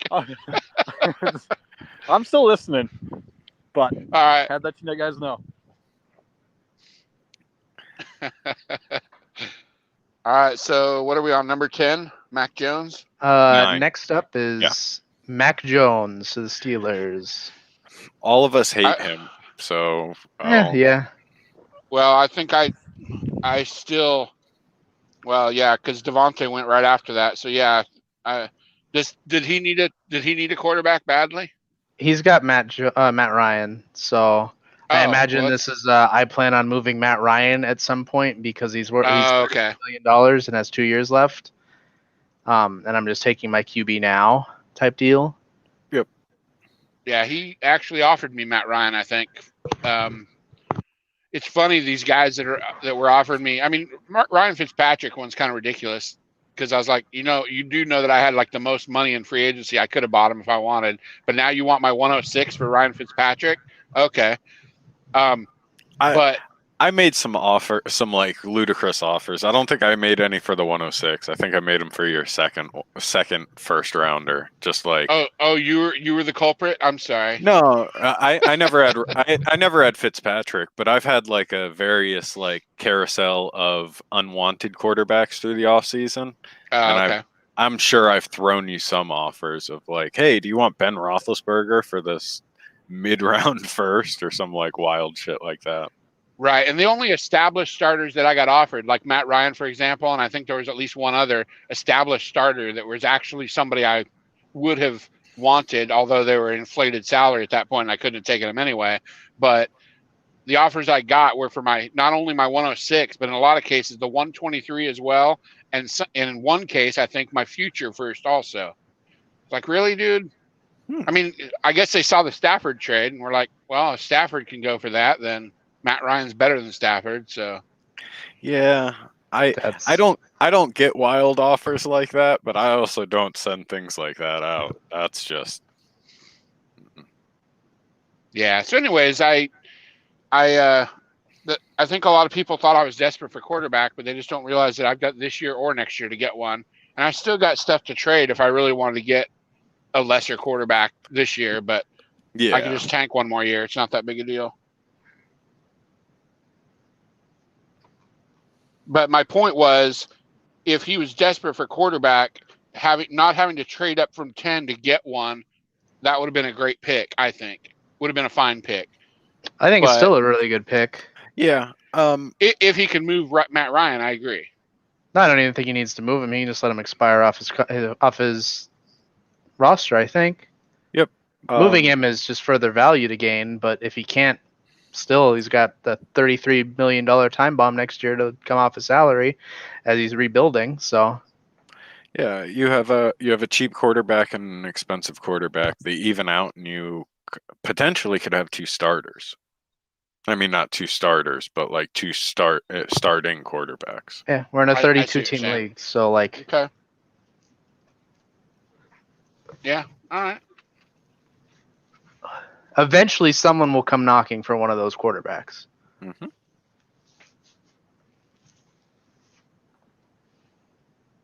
I feel like Mike died.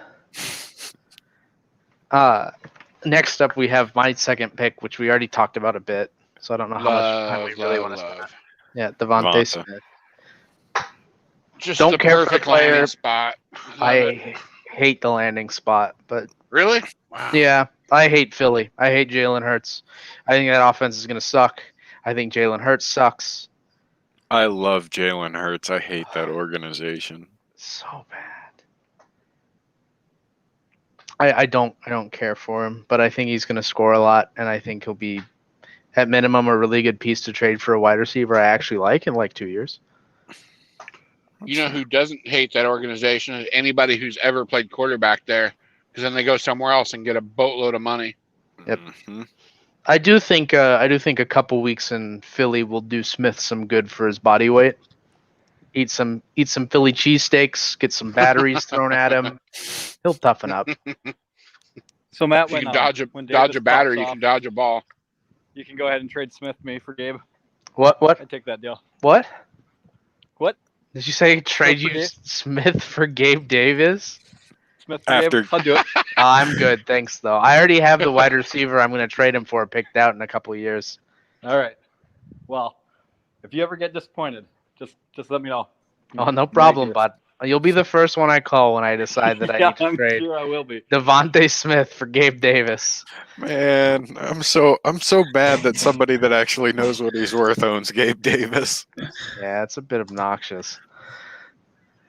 It looks like it came back right in time. Yeah, you Yeah. missed Bengals trade offer to me for Devonta Smith.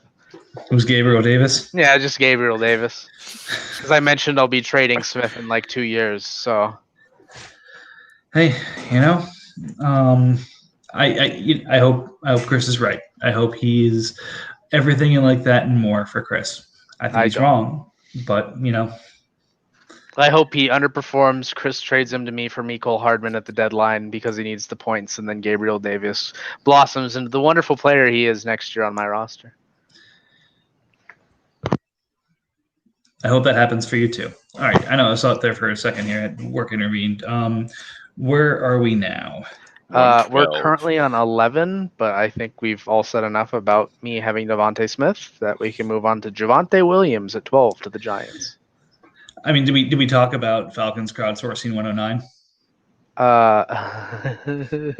Did he actually? He didn't message course me he did. about it.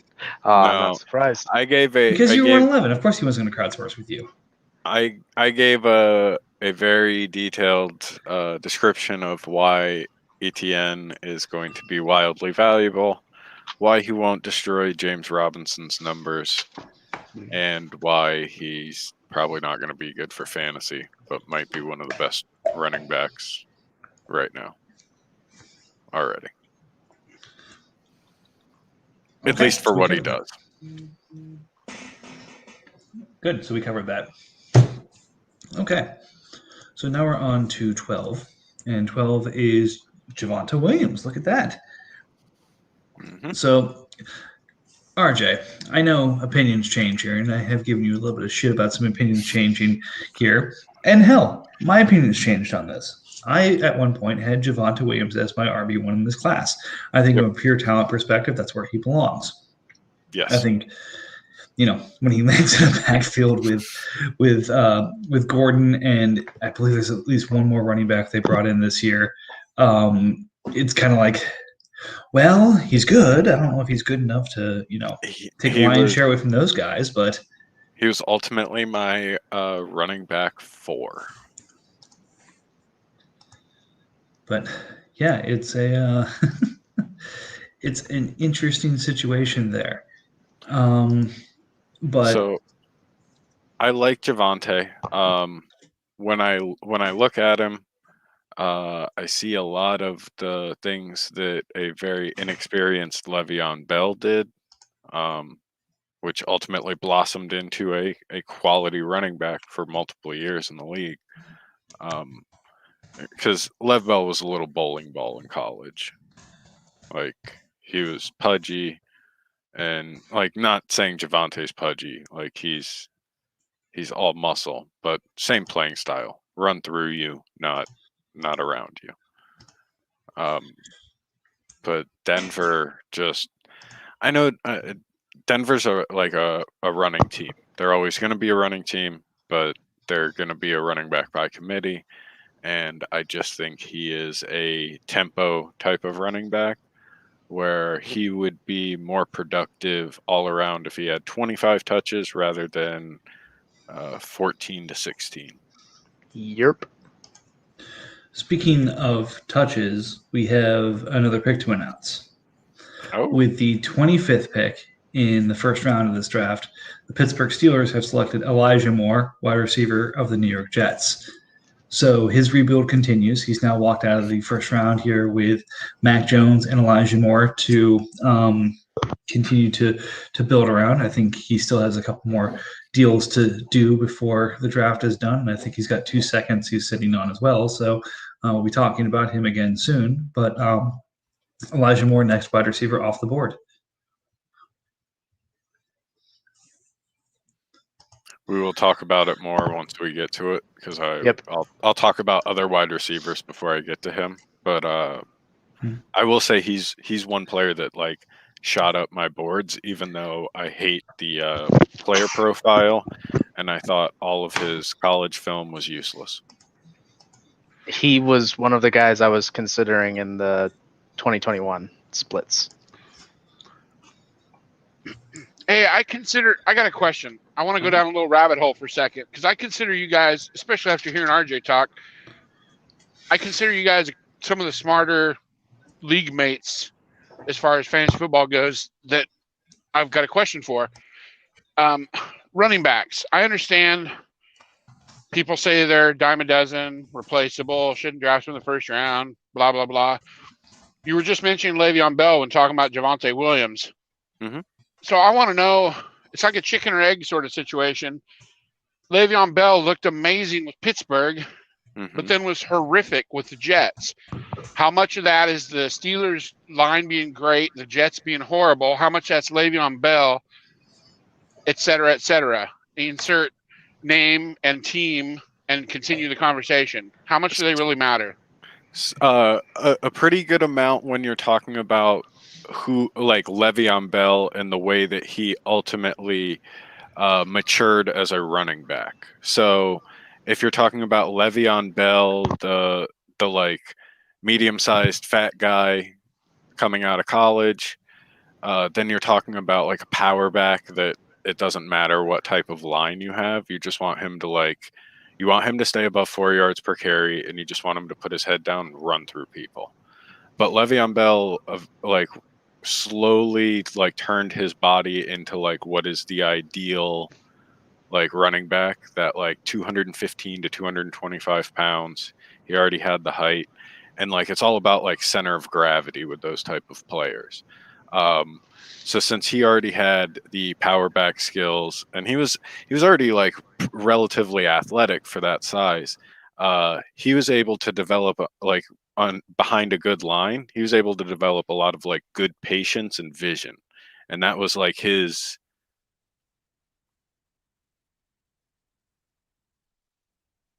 Uh-oh, you freeze? No, I didn't freeze. Did everybody else freeze? No, oh no, I'm still listening. You No. stopped mid-sentence. Okay. You said that was like his, and then you just stopped talking. I saw everybody else freeze, and I saw Vikings go blank. Okay. Sorry, I'm eating my salad. I figured you guys didn't want to watch me chew. No, it's the fine. service is also cutting in and out. Okay. I've had that happen to me twice now, to where I freeze, everybody else freezes, and then everybody goes black screen, little circle loading screen. Yeah. So like he was able to develop as like his patience and kind of become that like really good all around back. Right. The thing is, like when you are a patient vision based back, and then you go to a team that doesn't prioritize building their offensive line, you start to stand there a little bit too long because there's no holes there. Yep. And if you can't find holes and you're patient, eventually somebody's going to tackle you. Yeah, so his running style didn't lend itself to a poorer offensive line, is what you're saying. Yep. Right. Okay. What Le'Veon Bell evolved into, it wasn't good. Good it wasn't offensive- good for being in New York. Yeah, good offensive lines can make bad running backs look really good. They can make good running backs look like the best player of the generation. And same thing with offensive schemes. Like Kyle Shanahan, like the running backs in San Francisco are all mediocre.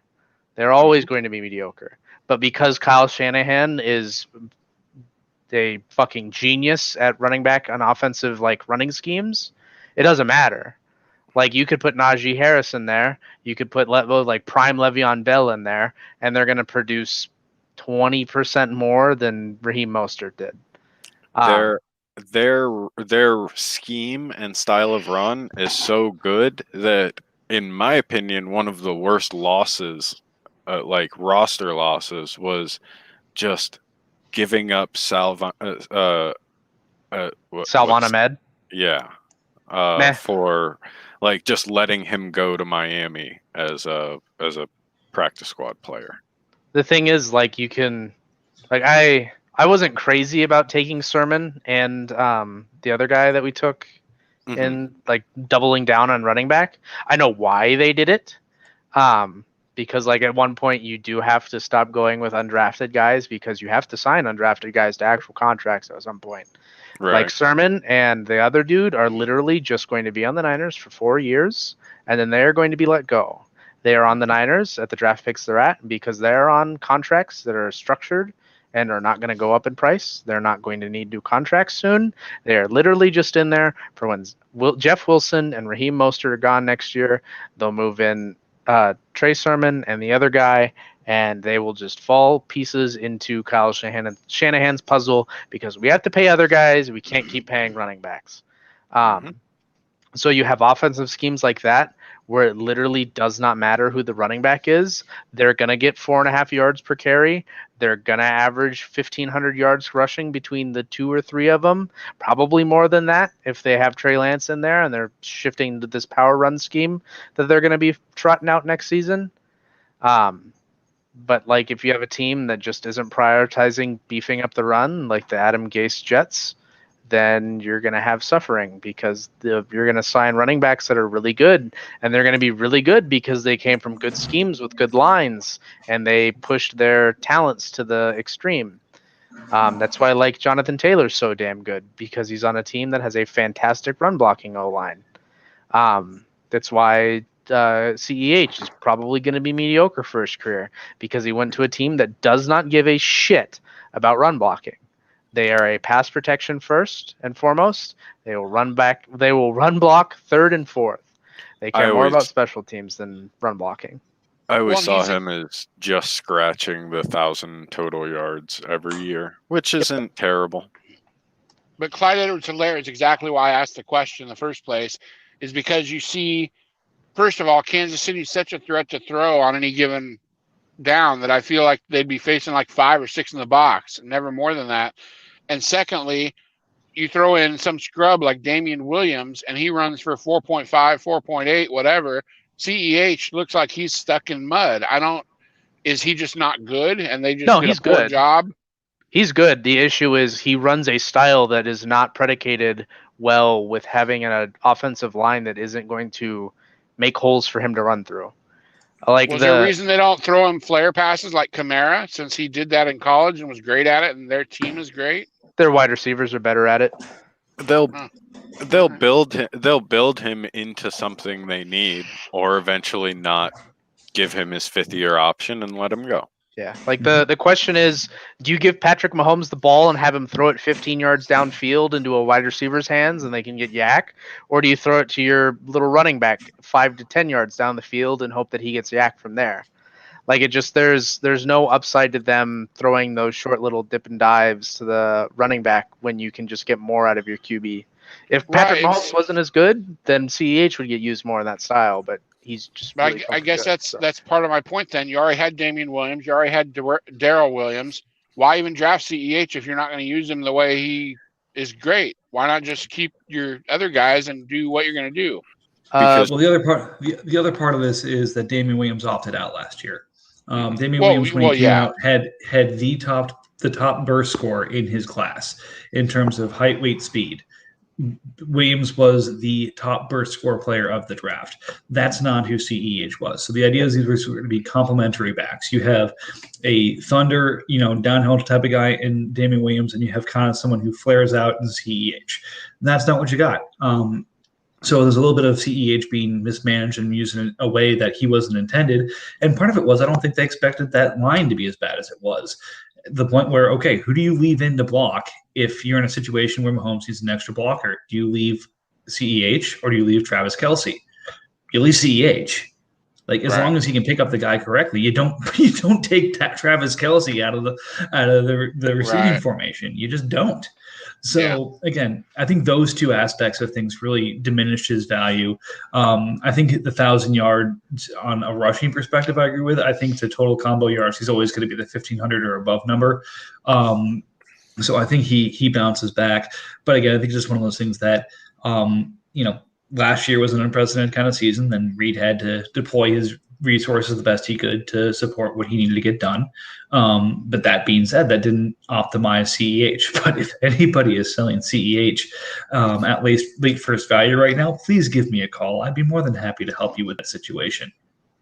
Yeah, I've just gotten so big into daily fantasy the last couple of years that I'm trying to do what everybody's trying to do, trying to crack the code and figure things out. And I'll watch somebody like Myles Gaskin run 8 times for 6 yards. And then 3 games later, he runs 14 times for 150 and 2 touchdowns. And I just don't get it. So most of the running backs are talented players, regardless of how good or bad they are perceived. They're good players. They've always been the person that gets the ball in high school, in college, most of the time. They were the stars of their teams in a lot of scenarios. They're all capable. So whether it's a literal unknown, they are capable players, and their skills are up there.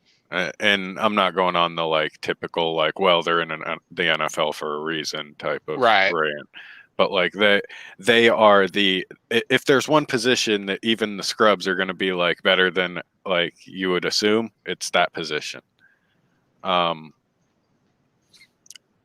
then a lot of it running back's weird because teams get too cute sometimes. They have too many different styles that they want. Everybody has to have a passing down back, but they don't necessarily utilize a passing down back or a third down back. Everybody wants a power back. Everybody wants just a regular workhorse running back. And after those 3, then they want their running backs that play on special teams that are the gunners, typically a wide receiver or a running back. So a lot of teams stretch it really thin with certain types of running backs on active rosters. So that's why you will see people that you would perceive as a nobody that came off of the practice squad. They're worthy of being the second running back in a depth chart. They just are the style of running back that none of the teams actively need a second version or a redundant player on an active roster. So when you go in with five active running backs on your roster, 3 of them are playing an active role on offense, 2 of them are playing special teams. You can't really keep your depth chart number 2 workhorse running back on your active squad. So that's why you'll see this guy came off the practice squad and ran for 165 yards in a game. It's not because he was some scrub that they just picked up off the street. It's just there were only 32 to 37 spots available on an active roster, and he's just he's one of the guys on a practice squad. All right, cool. Thanks. Yeah, I definitely learned a lot from that. No problem. All right. So speaking of learning some more, let's go to a pick that was probably a little bit more controversial of where it happened for some people. And for some, this is exactly where it's expected. So the 13th pick, the Patriots selected Trey Sermon, running back out of Ohio State. Again, there's some conversation here in terms of the talent, in terms of how he ended the season. There's some conversation here about landing spot, and there's some conversation here about measurables that I think we could probably touch on all 3. But Chris, you just kind of got off the roll. I'm sorry, RJ, you just got off the roll of going through running backs here. What do you think about Trey Sermon at the next level here? I like the San Francisco running back, regardless of who it is. Just peel the name off the jersey. Don't care. He's young. He hasn't been abused by pro defensive players yet. So he's gonna get work at some point. Like, I love it. He was my running back 3. Like, he jumped Javante for me. Just because I know, like, at some point he's going to get some part of that, like, starting running back by committee role. And every San Francisco running back does well to an extent there. So he's going to also. His biggest success as a running back will be next year when he is the red zone guy with Trey Lance running the RPO. That'll be the extent of his long-term success. He'll play inside the 20s or inside the 20 in the red zone. He'll be the short yardage guy. He's Jeff Wilson, I guess. Mm-hmm. He's just Jeff Wilson. The perfect comparison. All right, so I'm going to disagree. Watching Trey Sermon, Jeff Wilson, it's burst, but it's less about vision. Sermon, it's all about vision.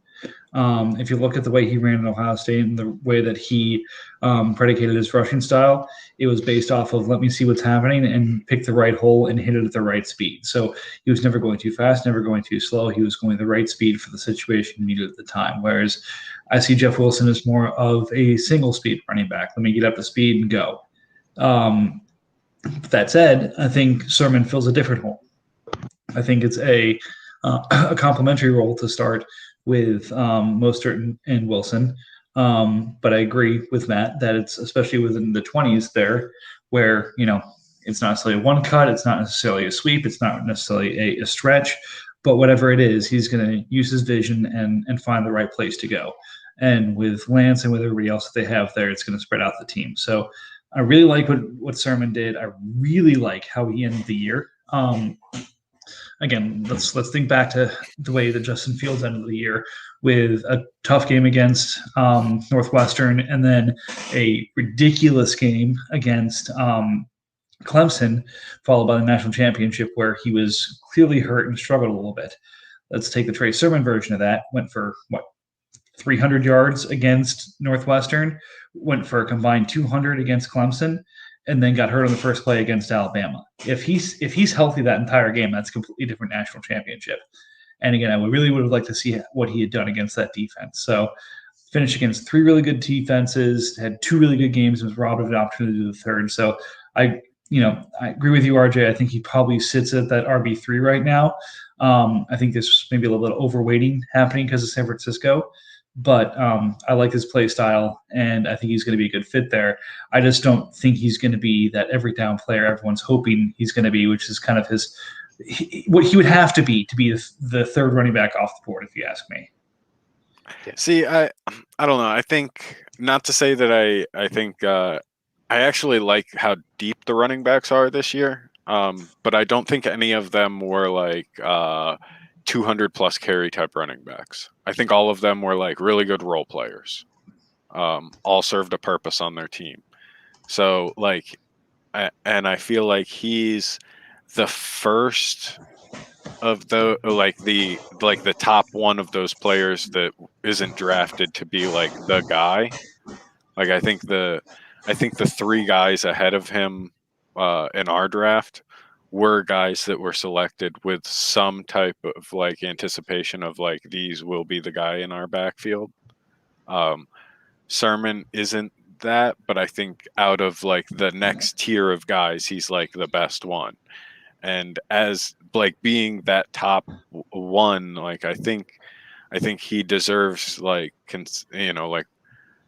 debate on if his value is like better than the lowest of like that tier of the guys, which is like Javante, which like in my opinion, I just think the role in San Francisco is better than the role in Denver. I think it'll be interesting. Yeah, I think he's gonna suffer this year. I don't think he's gonna do shit this year. I see, like I could see, like half of the games up until week 8 or 9, he's just like inactive, like healthy scratch, and then like week 9, he's gonna have like 12 attempts for like 114 yards, and then he's gonna get like 20 attempts the next game, and then he's going to get 22 attempts, and then it's going to be like, and then it's going to scale down because somebody else is going to get healthy. But like, he's a San Francisco running back. Like, it's just like one of those. It's an inevitability. Somebody's going to get hurt for like some amount of time that isn't like season ending. He's going to get like 6 games of like really good production, and then he's going to go like, he's going to disappear, and then like he's going to come back in like the postseason and put up like 150 yards a game out of nowhere. And like, that's the typical like San Francisco running back style. Like, whoever starts the year is gonna be like one of the top 3 rushers in the league until week 4, when they have damn near 115 attempts and are beaten to death, and then somebody else is gonna take over, and then like they are the best at like that next man up, where like Matt said, they're probably going to get like 1,600 plus yards out of all of their running backs. And if you own all of them, you have the running back 1 by like a wide margin. But you're also going to have to own 4 running backs. Yeah, it's a tough sledding with those guys. I don't see Trey. Trey will pick up whenever Lance starts playing, because I feel like he's a much better fit alongside Lance than Mostert is.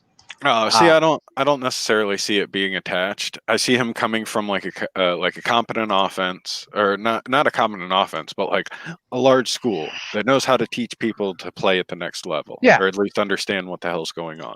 I don't think Trey Sermon needs Trey Lance to succeed. I think that's just like, I think the plan is like they're going to keep rolling with they're going to keep rolling with the zone blocking normal scheme they've had with Jimmy Garoppolo until Trey Lance comes in. And they start just fucking beating the shit out of people in the trenches. Yep. That is a switch that is going to flip, that they are going to go from this sort of finesse zone blocking to, we're going to run this ball down your fucking throat. Whether it's our running backs, it's our quarterbacks, it's our wide receivers on jet sweeps. We're going to open up this offense. You're not going to know where the ball is going on any play. And it's just going to become a cacophony of craziness compared to... Yeah. The big word, my SAT words. I'll drink for that. Cheers. Compared to the very, not simplistic, but like formulaic version of offense they have now. Formulaic? That's not that big of a word. Good God. I'm not going to be shocked when the first game of the playoffs for San Francisco, they have 5 people, including one of their quarterbacks, all have over 6 yards per carry, and none of them have more than 9 attempts, and 4 of them score touchdowns, and I'll have like reasonable production. That's when Kyle goes with the hot hand type shit. Is once it starts, like once the games start really mattering, if one of those running backs gets hot, they're getting 25 fucking carries if it kills them. That's fair. So, and I agree with a lot of what you guys just said. What RJ was saying specifically, except take out the part about the injuries, because Kyle Shanahan doesn't give a shit. You guys just kind of alluded to it with the hot hand bullshit. I could see where he comes in. Sturman finally gets a shot in week 9 or 10 and rips off 2 or 3 great games in a row. And then for absolutely no reason, he'll get like 3 carries the next week. And Tevin Coleman or some other jackass will come in and get friggin' 20 carries. Because it makes no sense. Because Tevin Coleman had 1 attempt on a rest on like 1 rest play that he broke off for 16 yards. And Kyle's like, oh, all right, well, Sermon just got Wally pipped now. Well, see, the only issue there is Tevin Coleman is on the New York Jets. Right. You know what? You know my point. But you can plug in any of the other 5 running backs we have rostered. So I would say, agreed. Although, RJ, you do make a good point, because I do believe Trey Lance, Brandon Ayuk, Deebo Samuel, the hot-handed running back, and George Kittle in one game will be averaging 6 yards per carry. Yeah. And that's going to be what's happening, because Kyle's going to be like, you know what? I can run with everybody. See, watch this. Kittle's getting carries. If Kittle gets carries, I'm going to lose my goddamn mind, because that man does not need any more linebacker tackles like that. Is Juice still on the roster? Damn right he is. Okay.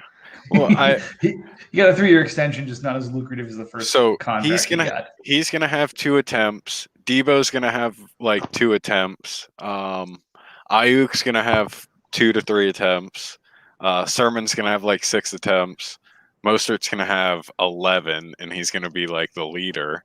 Lance is gonna have 9 attempts. And like they're only going to throw for 142 yards in this game, and they're still going to win by 27. And it's all going to be like rushing touchdowns. And then the unmentioned it's going to be fucking beautiful. the unmentioned running back, rookie running back in San Francisco that Elijah isn't off Mitchell. the board already is going to rush for like 5 carries, 7 yards. No carries. He's all receptions. That's our fucking slot wide receiver right there. Every wide receiver is a slot wide receiver in San Francisco. No, Ayuk's not. Ayuk's an actual wide receiver. But no, I legitimately think Elijah Mitchell walks out of camp with her fucking slot wide receiver job. What about Jalen Hurd? Nah, Jalen Hurd's dead. No, Jalen Hurd, I've been reading he's going to be ready for the season. Oh, yeah. Hey, do I remember that song and dance last year? Yeah. Jalen Hurd is dead. Long live Jalen Hurd.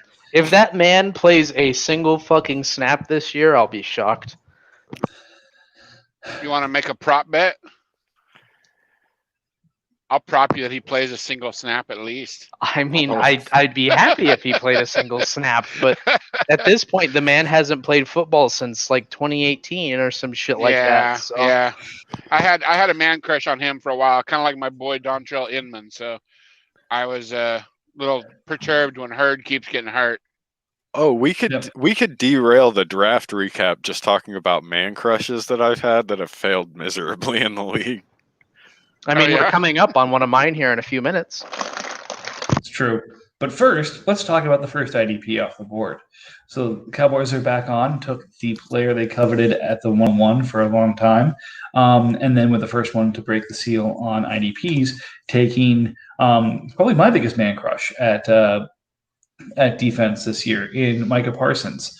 I love the player. I love what he brings to the Cowboys. I think he can contribute at all 3 levels. I think he's the kind of player like a Devin White that could put up 250 or more points per season just because the sheer number of ways he can impact a game. I think he's going to be a 5+ sack, a 100+ tackle, and a 2 or 3+ interception type of player each year, and that's going to put him in the upper echelon of linebackers. So I think there are other players that probably should have still gone off on offense before defense got addressed, but I still love the pick.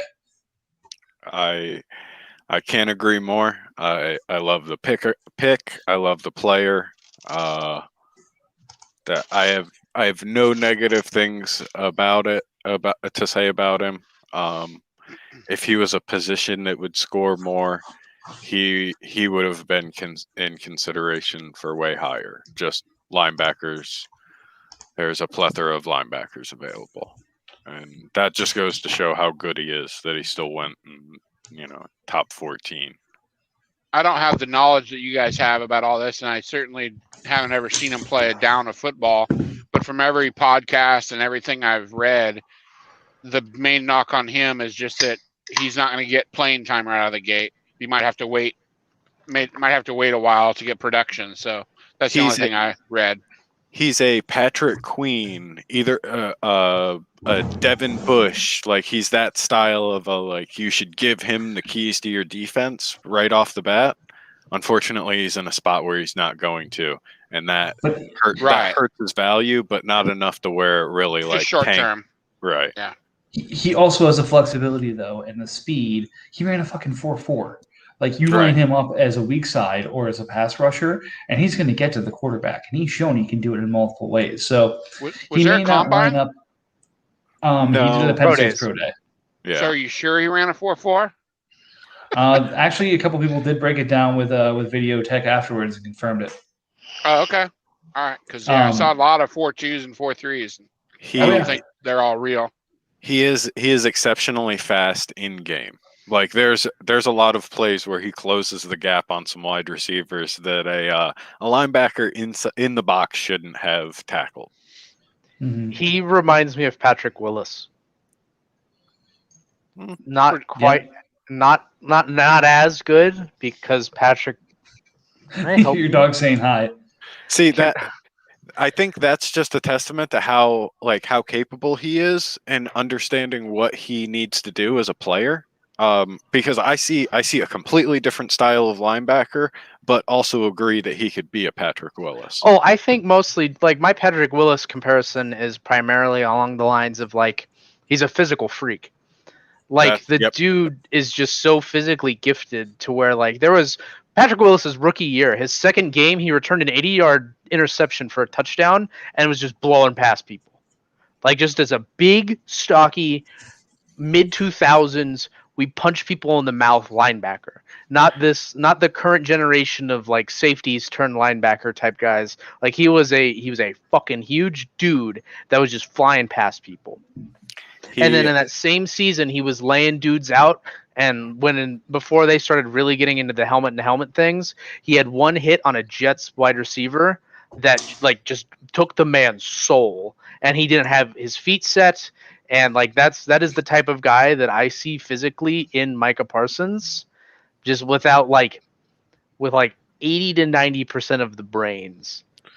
So I think there's a lot of running backs that are not running backs, linebackers that have come out recently that are not players that we're going to be talking about 10 years down the line.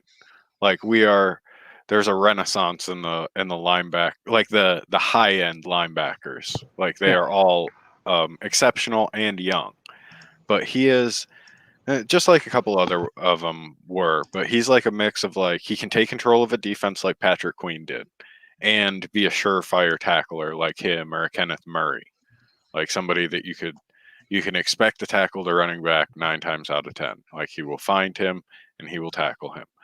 But he's also very capable in pass coverage, like Devondre Campbell was in Atlanta, when they would just put him on any tight end, and that tight end would fail miserably. He has the competency to rush a passer, like Hassan Reddick. Essentially, he's probably going to have an inflated Hassan Reddick stat line from last year. If he's a 100% like play every down linebacker like he should, with or without the 5 with or without the 5 sack game, with. Oh, okay. He's probably going to put up like I kind of zoned out when the last stat line was given up, but he is like a damn near 100 tackles, like puts up a surprising amount of sacks, a reasonable amount of interceptions. He will defend passes. Like he'll do it all. We just need Dallas to let him do that. Yeah. I said 106 and 3. Okay. Yep. Sacks? 100 tackles, 6 sacks, 3 interceptions. Okay. Yep. That sounds like the perfect stat line for him. I think it's going to be over all of those. So, but yeah, point is. With that said, I don't think he's the biggest physical freak on defense, and we will be getting to him shortly. Yep. All right. On to my pick at 15. The saddest pick in the entire draft. Mm-hmm. I was thrilled. In fact, 2 minutes does not properly capture how quickly after I saw that Parsons was picked at 14 that I knew who I was taking at 15 at Rashad Bateman. I love the pick. I love the landing spot. I think he's going to be an absolute beast at the next level. I think I just drafted A.J. Brown at 15. Wow. So the phrase that was thrown around with a couple of wide receivers in previous drafts, like Sutton and who else? Calvin Ridley, was NFL ready. Like that was the most common thing that I heard. To say Rashad Bateman is NFL ready would be an understatement, and probably an insult. He is the most well-rounded wide receiver in this class. He does everything above average or better, and that is everything that a wide receiver could ever be asked to do. Probably everything that a running back could be asked to do, aside from being in the backfield and actually pass blocking. He just went to Baltimore, so he's great. He fell down my my rankings for that. just because he went from somebody that would eventually grow into that like 135 like target, like top end of the targets of wide receivers in the league. Like he was going to be one of those type of slot-esque wide receivers. But now he's in Baltimore, and he's going to get 89 targets, and he's going to do amazing things with those 89 targets. But he's going to be getting 89 targets when he should be getting almost 140. Yeah, that's my biggest knock on him. I absolutely adore the player, but strictly because he landed in Baltimore, I have 3 other wide receivers ahead of him. Like, if he landed anywhere but Baltimore, he's my guy at 11. I let Devontae Smith keep falling, but it's Baltimore, and that is like the 49ers are a run first team. The Baltimore Ravens are that like times 3. Like I don't trust Lamar Jackson to get him the ball enough to make him the like type of wide receiver that he could be. The Ravens would rather hand the ball off, check to see if there's any good running lanes, and if there isn't, just kneel the ball and move on to the next down, rather than actually make a pass attempt. Yeah. For me, Bateman is right about where he went is right about where I have him ranked at wide receiver. I think that there are a few detractors from him. And I heard the interesting point that everybody was making on podcasts. They were talking about how good he was in 2019, and then said basically in 2020 he had asthma and then got COVID or something. Basically, he was more or less injured all year. Mm-hmm. In effect, playing hurt, and so it killed his stats. And you know how everybody is like, "What have you done for me lately?"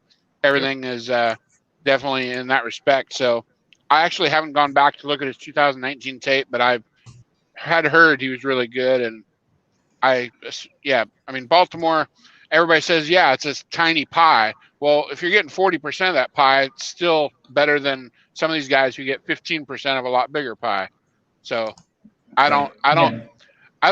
he's going to be the number one there, I think.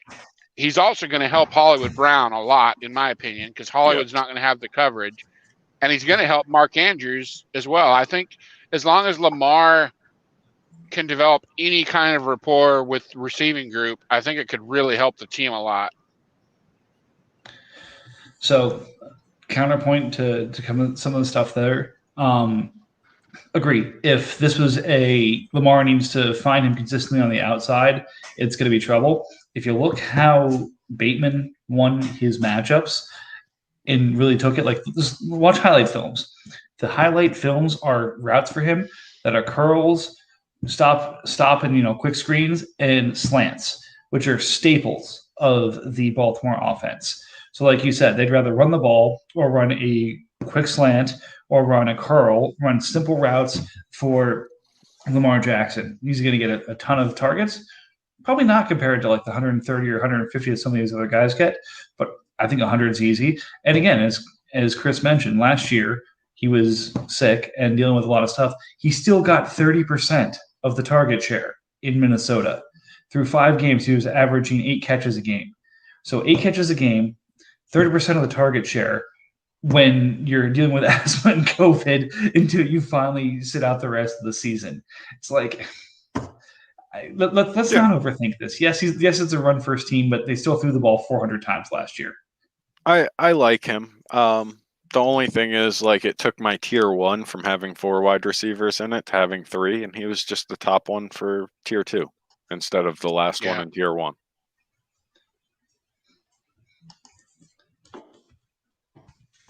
Fair enough.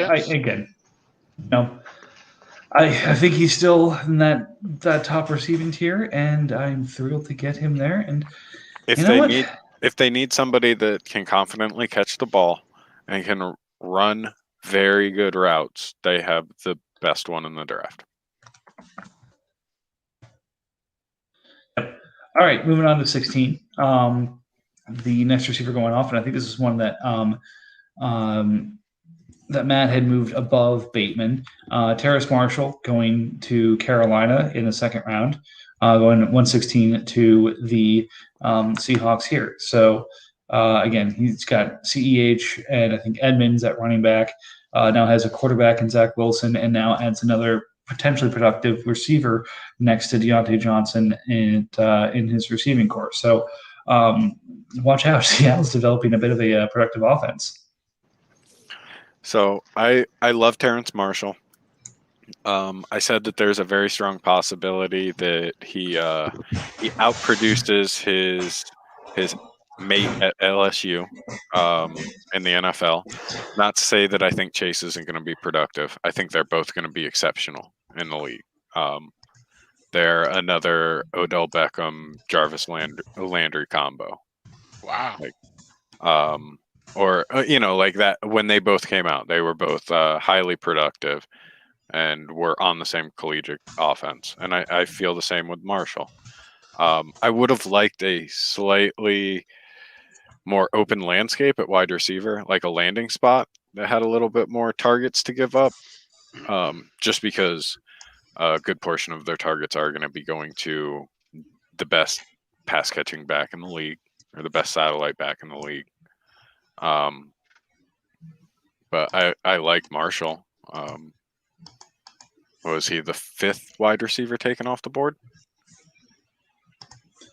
Let's see. I believe so, yeah. Yeah, so perfect landing spot.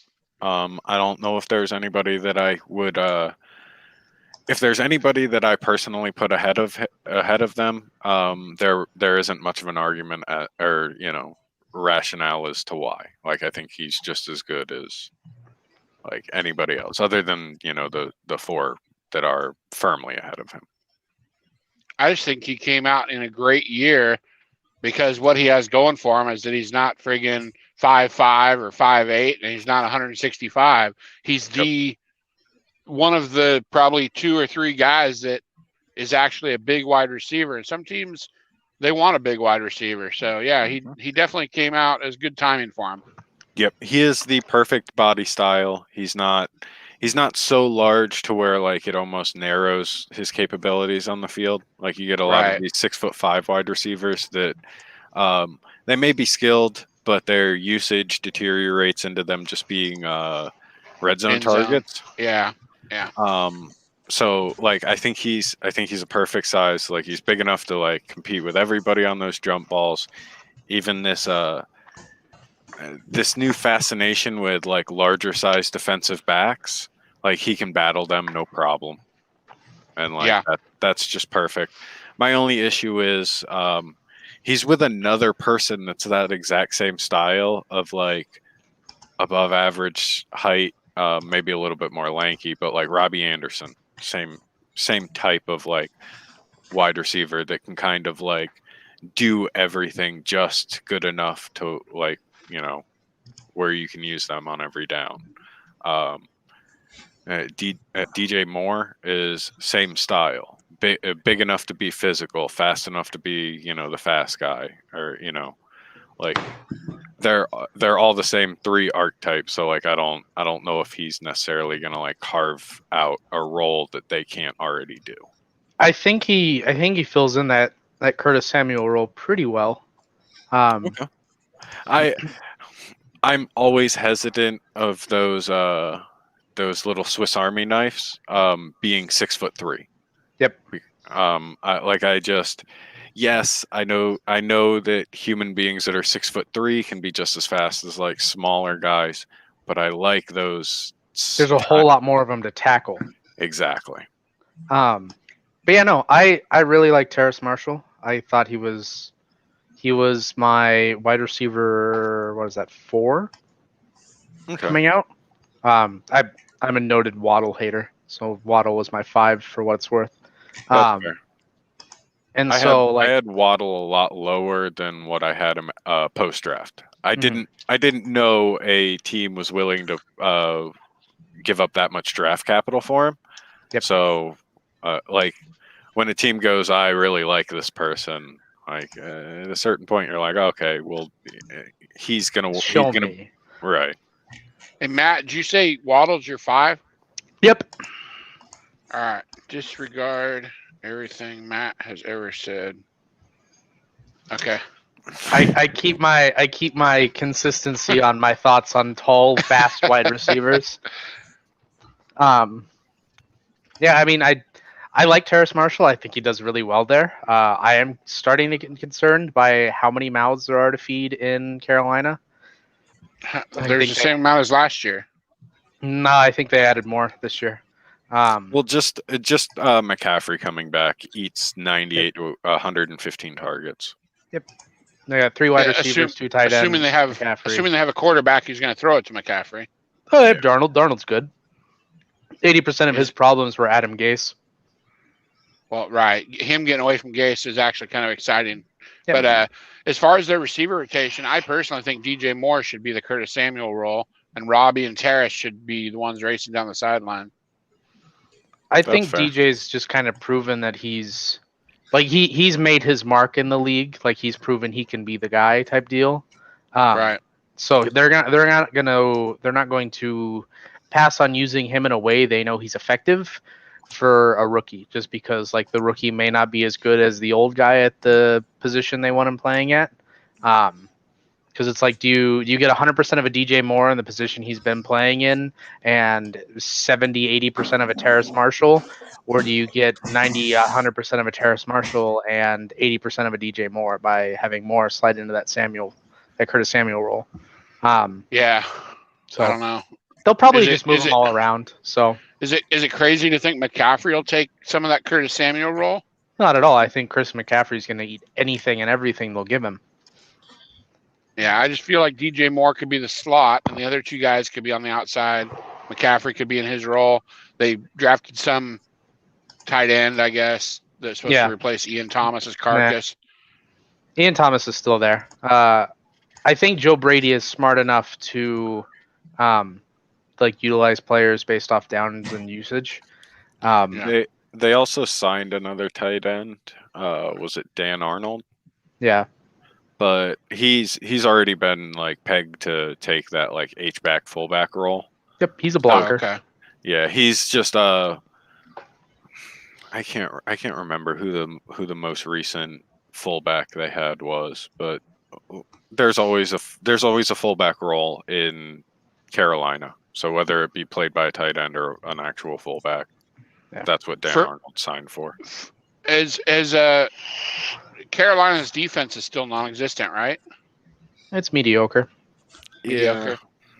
I mean they've invested every draft pick in it last year and the first couple of this year. So yeah, every linebacker that they've taken in like the mid to late rounds has panned out for like what type of draft capital that you would have utilized, but even 5 of them don't match what they've lost. Like just capability wise with Kuechly retiring 2 years ago. That kind of it kneecapped them, similar to I hate always bringing up the fucking 49ers because it just makes me look like an asshole, but it kneecaps them like Patrick Willis deciding to just retire one off season.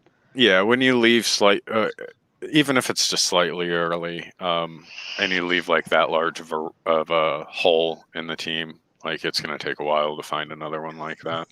The reason I bring that up is because when you think about it, there are some people out there. I'm kind of one of them who thought Darnold had a chance to be good, but he did get Adam Gase. Now he gets away from Gase, and he's got 3 good wide receivers, an all-star running back who catches a lot of passes and takes, he could take a 3-yard pass 90 yards. I don't think it's out of the realm of possibility for Darnold to conceivably finish top 10 in passing. Oh, there's no way he ends up top 10 in passing, but I don't know about that because I think if that offense does get like up and running, they will be a little bit more like spread out, and Christian McCaffrey will have some like ridiculous season where he puts up like 1,700 rushing yards. Strictly just due to Christian McCaffrey's existence. Sam Darnold could be inhumanly good, and he would still be like QB 15. I can see him being that like 15 to 12, having like a very high quarterback rating in the league, and just being an exceptional I hate the phrase game manager, but like think of what Mark Sanchez could have been if he was ever really good. Like, he wasn't ever going to be an MVP level or anybody that you feel wins the game by himself, but he's certainly not going to lose the game by himself, and he's certainly going to put his team in a really good position. And that's It's that year Alex Smith was a Pro Bowler and he didn't throw any touchdowns to wide receivers. Keep in mind, I said 10th in passing yards, not in points, not in fantasy points. Right. No, I think he'd be higher in fantasy points than he would be in yardage, personally. Not if he didn't throw very many touchdowns. I'm just saying. Oh, you're saying you think he'd be better in fantasy points. I'm saying that if he throws a 5-yard swing pass to McCaffrey, it could turn into a 60-yard catch, and that's going to inflate Darnold's stats. And if their defense isn't great, they're going to be in more shootouts. I just think that Darnold has a chance of proving some of those guys right, that he's actually decent. He has enough tools around him to where it's very possible that he just accumulates a ridiculous amount of stats in like junk time, and just like Deshaun Watson last year, how like he just somehow ended up being the league leader in passing, and it's because he just had to chuck it down the field every down. Like, not to say that their defense is that bad to where it's like comparable to Houston last year, but like I could see that it's not like some wild idea that has no possibility. Yeah, let me check my inbox real quick. I'm fairly certain I'm going to be getting a Darnold for 3 firsts offer now. I hope so. He's still on a good contract, so. Oh, hey, look, my Patrick Mahomes the second account had its 4-year Reddit cake day today. Nice. I don't know what that means. Congratulations. That must be a millennial thing. Why I got a fucking notification for that? I'm interested to hear what everybody thinks about the next pick. Definitely another controversial one. So yeah, Michael Carter going 17 to the Buccaneers. I won't even give it any more than that. Discuss. I'll go first real quick because mine's super short and probably uneducated, just from having heard podcasts and stuff. Somebody, I think it was an ex-player, said Michael Carter was actually his running back 1 in this class. It was somebody on a podcast, and it was an ex-player, ex-college player, and I think he had a cup of coffee in the pros. I can't remember his name, but Chris Sims? but a lot of his takes were stupid. So I thought that was just one of them. But what was the other thing? I personally would have had him over Sherman, but everyone else that went above him, I think, fits about right. I think he's just kind of like the Kamara of that team. Javonte Williams was the pound the rock, Latavius Murray type, and this guy was the Kamara. So he had. I love the landing spot. I don't like the style of player for the pros, but that doesn't necessarily mean he's not gonna do well. He's a less capable version of LaMichael Pirine. So, like, he already has that against him, at least for being on the Jets. But I felt all of his production was from a very, very good offensive line in North Carolina, where Javonte was somebody that could get out from behind his line, one cut, and just destroy everybody, whether it be contact or out racing them. Carter was the type of person that either needed a really good hole, or if he did decide to bounce out to the outside, he was only going to beat people with speed. And he's somewhat fast, but not fast enough to beat defensive backs in the NFL. He's a bad Raheem Mostert. Yep. And that's like, I mean, it's the same offense. So you're picking him thinking, okay, we saw how good running backs in San Francisco are. Let's see how good they are in New York. The issue there is the 2 guys that make the running backs work in San Francisco are still in San Francisco. The Jets got Mike LaFleur, who is the younger brother of Matt LaFleur, Green Bay head coach. That was the passing game coordinator in San Francisco. So I'm excited for the passing game in New York. I'm hesitant to think their running game scratches the same type of surface as the Niners one. I think it'll be good. I don't think it'll be as good. I think the base bones idea of that offensive scheme for running will be there, but I question whether or not it'll be as successful. So I think trying to reach for a 4th round running back because of landing spot is pretty bad. So I don't like. I know we don't like to necessarily talk about players that haven't gone off the board. So I'm not going to name names, but I had 1, 2, 3, 4, 6 running backs higher than Michael Carter pre NFL draft. Yep. Post NFL draft, I had him as the 5th running back. So he did gain value because of his landing spot, but I feel like this draft class of running backs outside of the top 3 got completely flipped upside down. I mean, almost completely flipped upside down by their landing spots. Yep, it's like it's pretty bad. There are like some exceptional players that went super late or were undrafted free agents.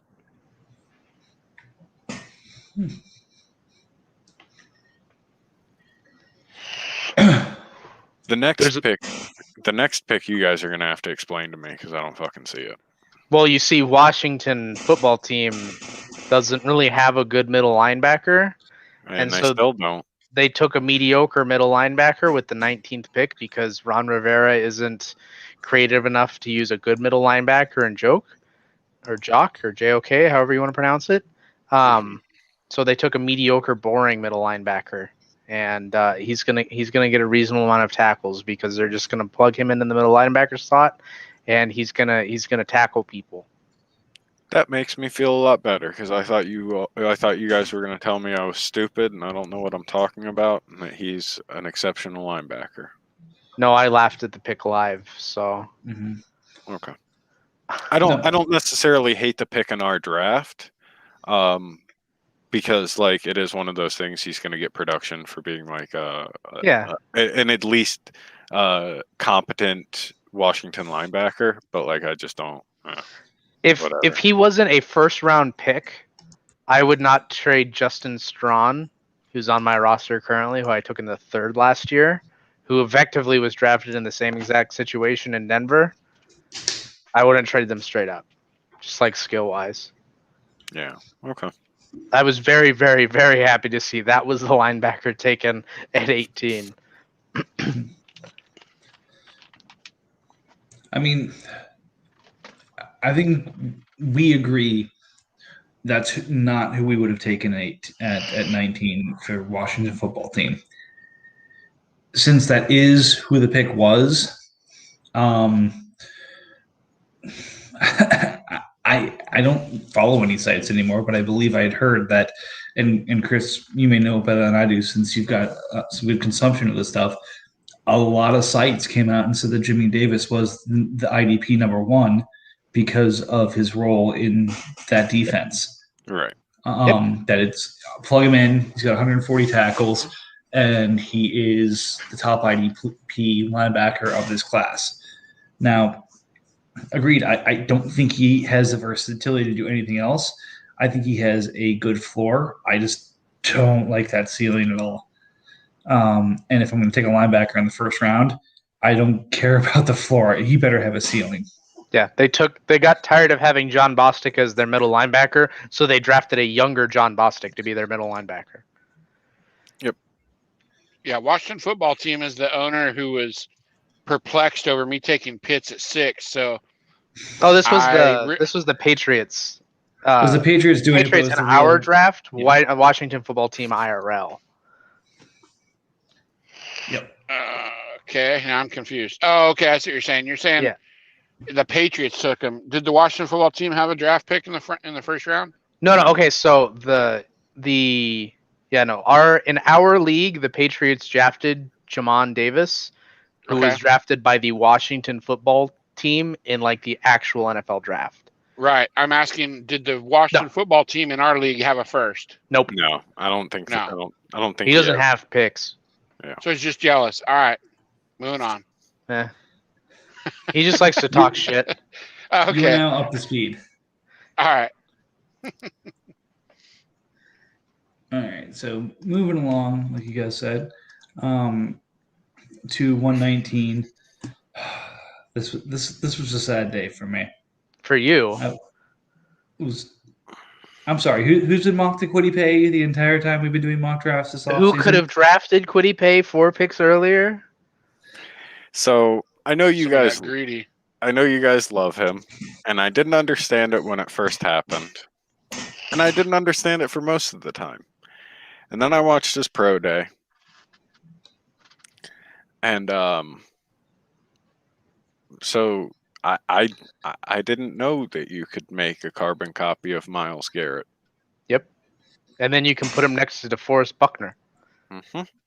Which to me is like 70% of his value now, is the fact that he's lining up next to fucking DeForest Buckner. He is a freak of all freaks. Yeah. He is. He was made in a lab. Yeah. Great pick. The 3 players that he traded for that, well worth it. Like when I saw the trade go off after we waited 13 hours.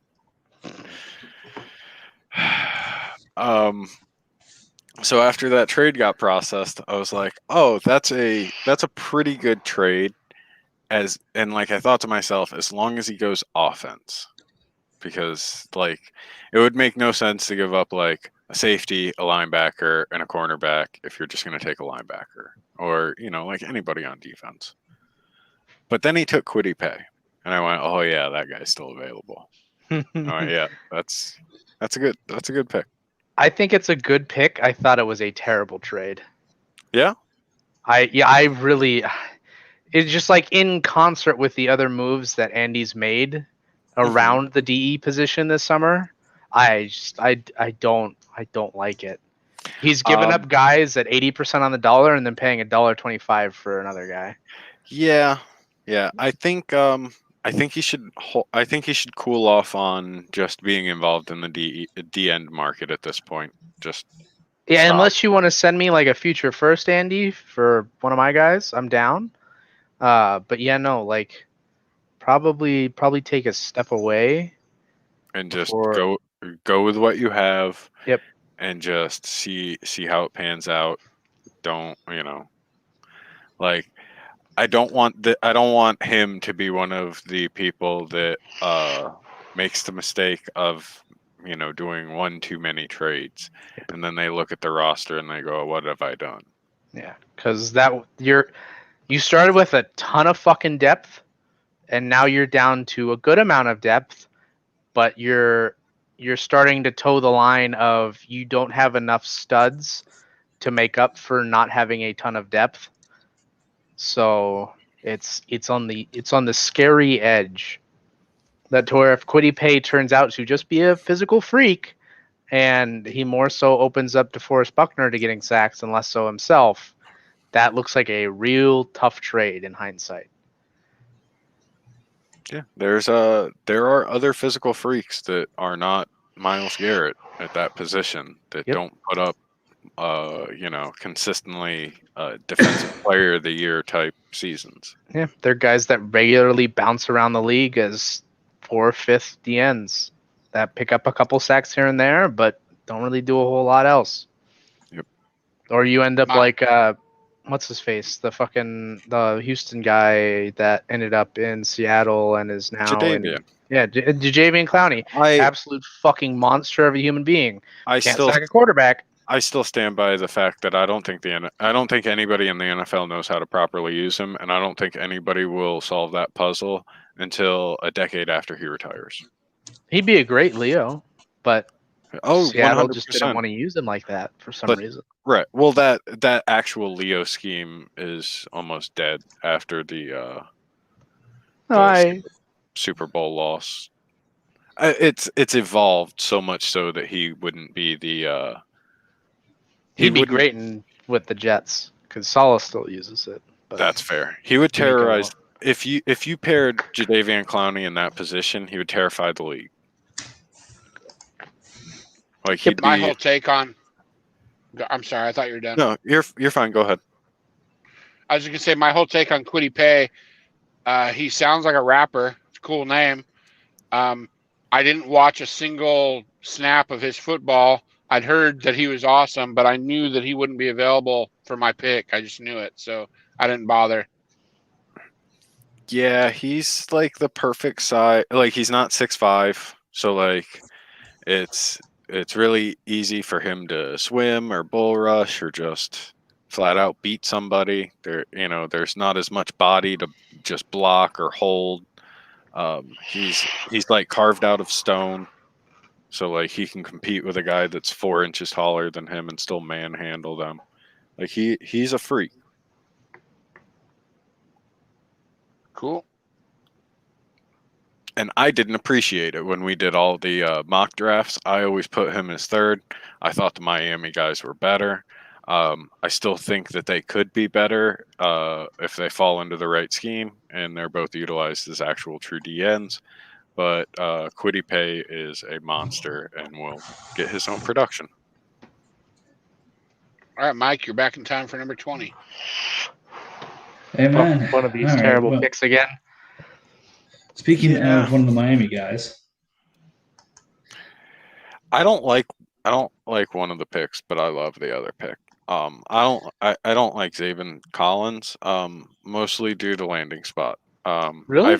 I have no issue with the player, but Arizona has an absurd what can only be described as an absurd amount of linebackers that could be productive. They could be Pro Bowlers. To an extent, but from everything I've heard, Hicks is out. This is Zaven's team or his defense to lead now. So if Hicks is gone, that still leaves you with Chandler Jones, Isaiah Simmons, Marcus Golden, like Devon Kennard. Like they have all started and been productive and didn't fall off in the league. Yeah. So like, but three of the guys you just listed off are all outside linebackers.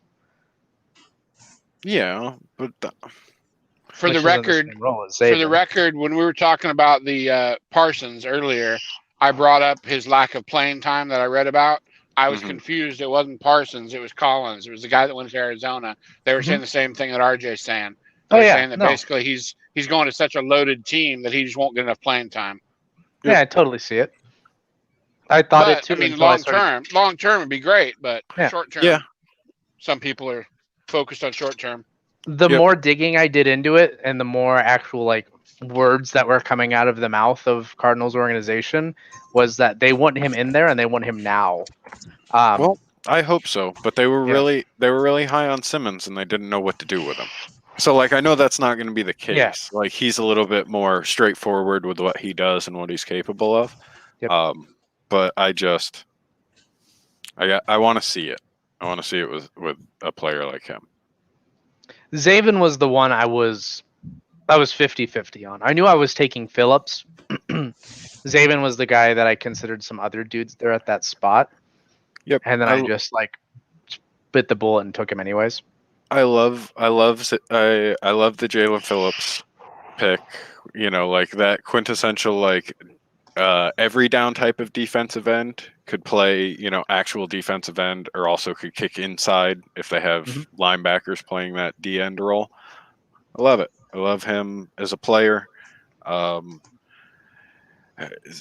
Injury concerns aren't concerns for me with him. Yeah. I think at this point, and every college player's beaten and broken at some point, and like the lucky few that aren't broken and abused will be successful the first few years in the NFL, and then the other ones that are healing and appreciating their newly found health insurance will do better a year or two later. So, in my opinion, Zaven Collins is the best linebacker in this draft. The landing spot is tough, but I think that Arizona has shown they have the creativity to use guys in the right way. So imagine, if you will, having Hicks, having Simmons, and having Collins break the huddle, but you don't know where each one is going to line up because literally each of them can line up at any of the three linebacker spots. They have the versatility and they have the athleticism to play all three linebacker spots. Hell, Collins could drop back and play some safety. He could jump up and rush the passer. Same kind of thing with Simmons. You have a completely flexible linebacking core that athletically can stick with some of the better tight ends in your division, close fast enough to take care of some of the running backs in your division, and get to the passer in under 5 seconds. Like I would have gone a different direction with this pick. I'll say that, but both from an NFL standpoint and from our draft standpoint. Right. I believe from a pure talent standpoint, Zaven Collins is the best linebacker in this draft. So I can't hate on the idea of getting the best player at linebacker in a draft because that player is always shown to be a first rounder. Okay, that's fair. I'll take it. And then Jalen Phillips, my only concern there is, again, it seems like the Miami system kind of predicates based off of a 4-3-3-4 type system. So since he is more of a pass rushing role, I'm not sure whether he's going to lose that D-end classification for outside linebacker. So if he's an outside linebacker, I don't love the pick. If he's a D-end, I like the pick. So it's purely going to swing on how he gets classified. Oh, I see him as like a DN defensive tackle. I don't see him playing outside linebacker. Fun fact, he had the best PFF rating against the run of any of the D linemen that came out this year. It's fun fact. Yeah, he's going to carve out his own role while taking over the Devin Godchow role. Yeah. He's literally just going to play every fucking down. They will have to pull him off the field. Okay. Again, that's not the player I thought I saw, so if I'm wrong, I'm wrong. But that was my concern when I saw him there. Yeah. I mean, his biggest issue is he played 1 year, right? So, like, there's not a whole lot of tape on him. But the 1 year that he played, that dude was literally the best the best lineman in this draft at pass rush and run tackling, like run stuffing. The man was just a monster. I just have to hope he can translate that into the NFL.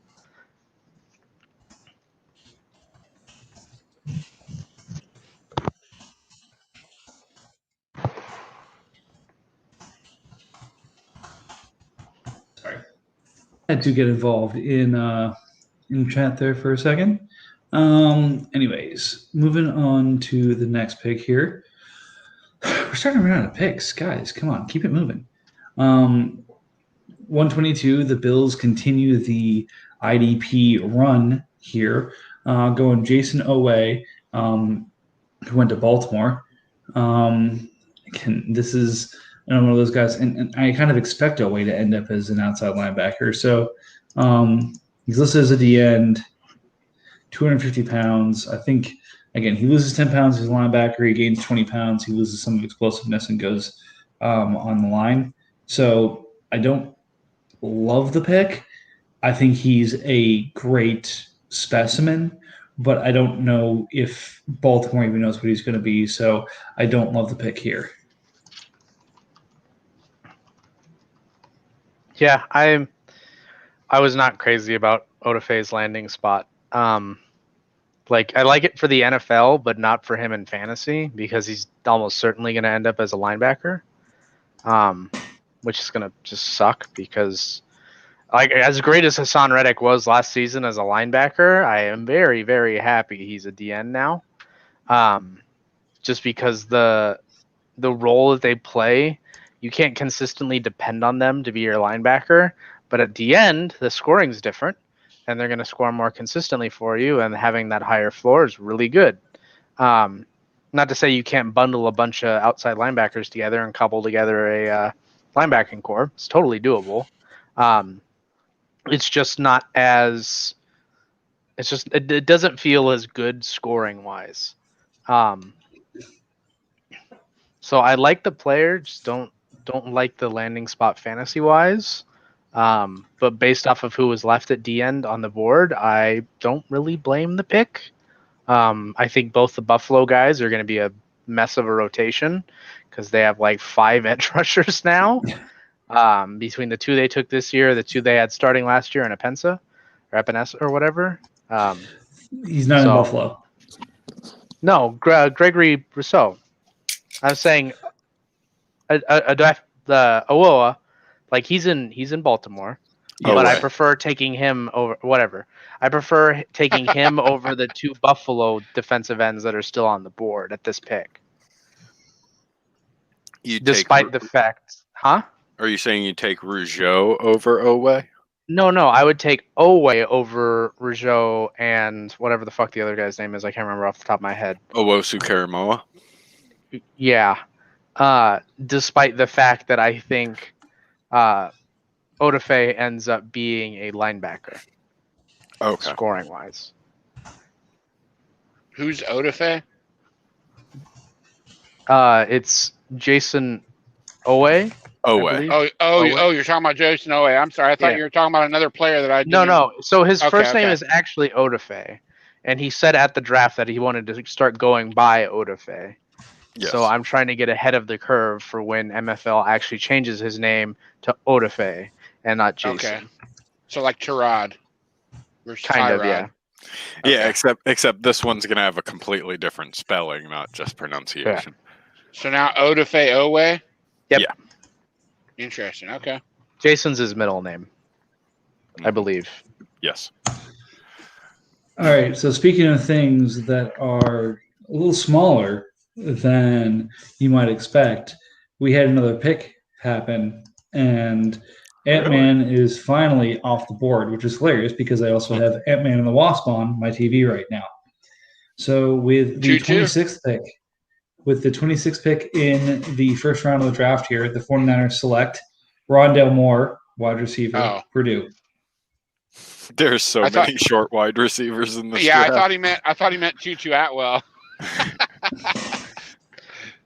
I mean, they're effectively like the NFC West outside of including San Francisco if you want to count Elijah Mitchell.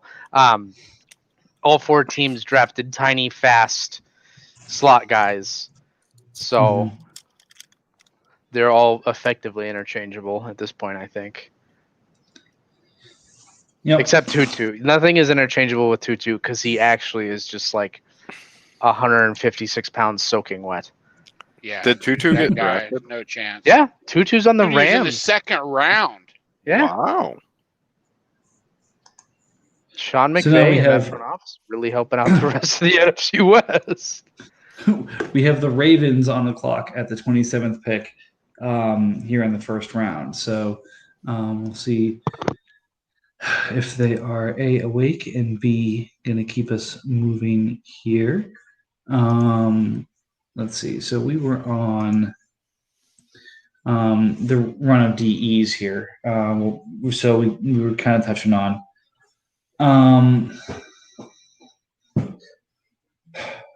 Yeah, I mean, Rousseau's more of a developmental guy, so I can understand the Dolphins trading him to make sure he got part of this run, but, he's always going to be more of the developmental piece here. Did we already go over Owosu Karamoa? No, I think Mike just didn't want to try and say the name. Okay. No, actually, somebody else had already started jumping from the D end run to Rousseau on me already. Because, whoa! I wasn't jumping anything. I was comparing a one player to the remaining players on the board. Thank you very much. Yeah, and where was that remaining player? Was it after Owosu Karamoa? So I mean, there's 2 remaining players, but yeah. If it wasn't for the unnecessary abundance of Chargers first round picks, with that second pick, I would have said Colts won the draft. Just clear and away. Owosu Karamoa is amazing. He could do whatever you want. I don't know if he's ultimately going to do everything, but he's an amazing player, and he'll fit in that very lackluster Cleveland linebacking core. Thank you, RJ. Appreciate that. Cormon has been one of my guys for a really long time. Again, I've praised his class and their versatility. If he wanted to be a safety, he would have been the number one safety. If he wanted to be a defensive end, he would have been a top 5 defensive end. If he wanted to be a defensive tackle, he probably would have been a day 2 defensive tackle. If he wanted to play cornerback, he probably couldn't because he's probably not fast enough. But everything else, yeah. I fell in love with him because I was listening to a podcast and they were talking about him, saying that the biggest problem with him is that a team that drafts him might not be able to find a position for him. But if they use him properly.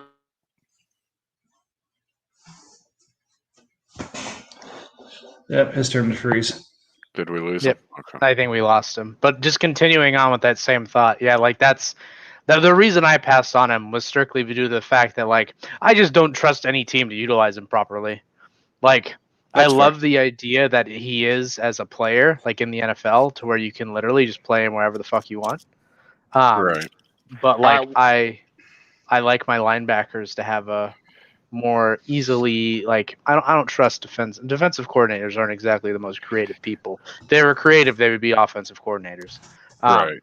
So like I agree. It's going to need somebody to really know how to use him. I think if it goes well, the perfect like example is Foye Oluokun in Atlanta. He is the exact same style as Karamoa was. And if he isn't utilized properly, he will look like Isaiah Simmons' rookie year. Now, that's not to say that Simmons isn't going to pan out, but just using his rookie year as an example of he may eventually like figure it out, but like they won't do him any favors trying to help him figure it out. Hey, where did I cut out? You were just saying that they need to that they would need to be he would need to be used properly. Something of that manner.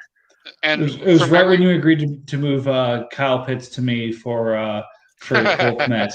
The podcast I was listening to, the guy dropped a bombshell. He said it'll be difficult to find his position, but if they use him properly and find a position for him, he's Troy Polamalu. Yeah, also a very reasonable comparison because it's like a safety capable of playing like inside the box, but doesn't give up a lot physically because they're like what you would consider an oversized defensive back. So I agree with that. I feel like he's just a box 23. Safety. Okay. Yeah, he's Derwin James.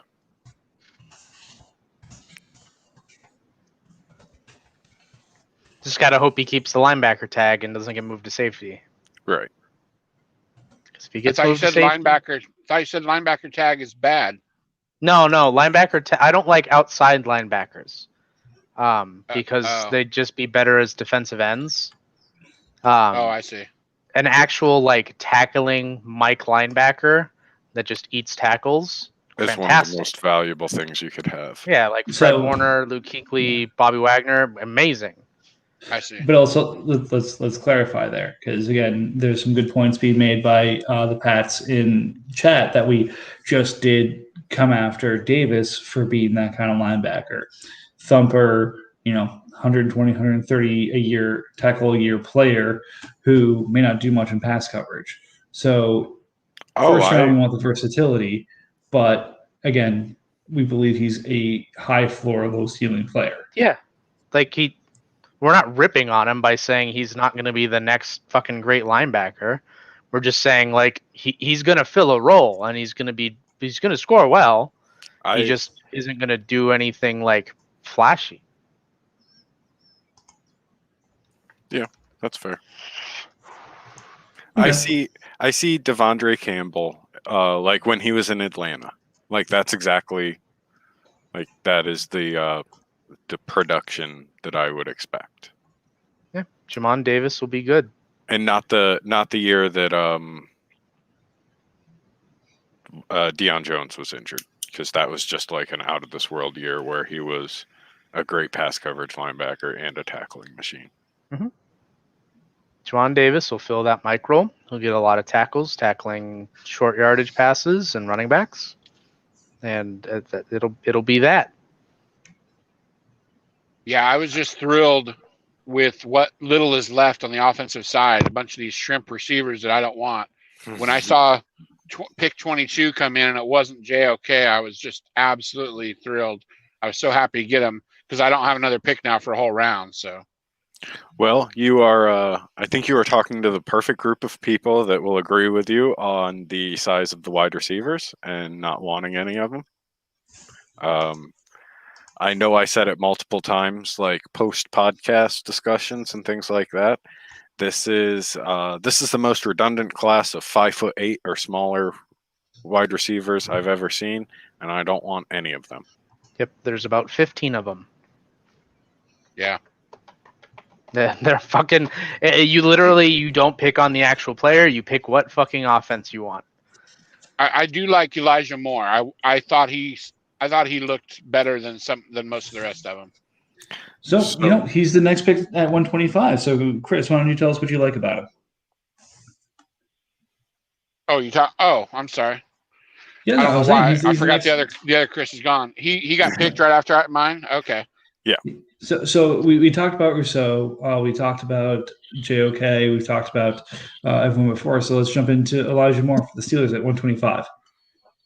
Well, it's just I don't watch college football like at all, and I'm on the road all the time. I don't even watch. I used to watch highlights on SportsCenter. With COVID and everything else, I just haven't even done that. So basically, when it comes close to rookie season, I just sit down and I look at DLF, their ranking of all the rookies, and I just make a list of like the top 15 of each of the running backs and wide receivers, for example, and I just start watching tape. I'm not a scout by any means, but you can tell, like for example, there's a certain guy that hasn't gone yet, so I won't mention his name. But when I watch film, he catches the ball and he falls down almost immediately. I'm sorry, I don't want that guy. But Elijah Moore, his tape looked really good. And then some of the other shrimp guys just didn't seem as impressive to me. So of all the tape I watched, I just thought Elijah Moore was separated himself from the rest of the scrawny guys. Well, the one thing I would say, it's a compliment to you, is you have the benefit of being able to reach back into the past. And, like you've watched the NFL for a longer period of time than most of the other owners in this league.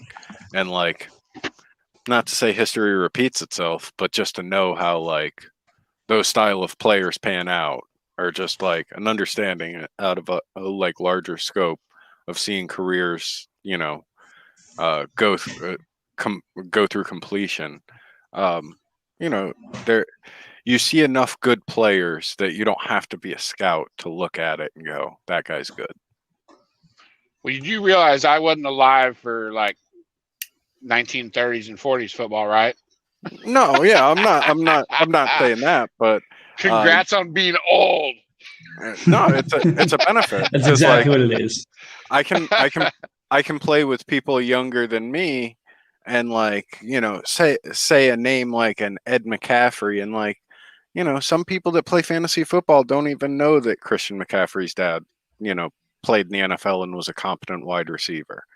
So like, I can reach back into the 90s. You have the ability of like reaching back and remembering players even further than that. And just going like, I remember, this type of body style player just, through multiple generations of the NFL just hasn't panned out, or has almost always panned out, and things like that. And it really does help, because as much as the game evolves, you still have to keep in mind that like a vast majority of the coaches are still the same coaches that were there 30 years ago, just either in a lesser role. Some head coaches go down to like coordinators or position coaches, or they're players that played in that previous era. So like, just being able to remember shit from 20 years ago is a benefit, because for as much change, it does stay the same also. Yeah.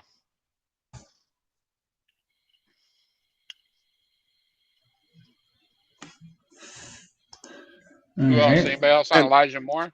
And ultimately, what I was getting at is short wide receivers have never been successful in the NFL, nor will they ever be. And I've never seen anything that Elijah Moore has done that's ever impressed me.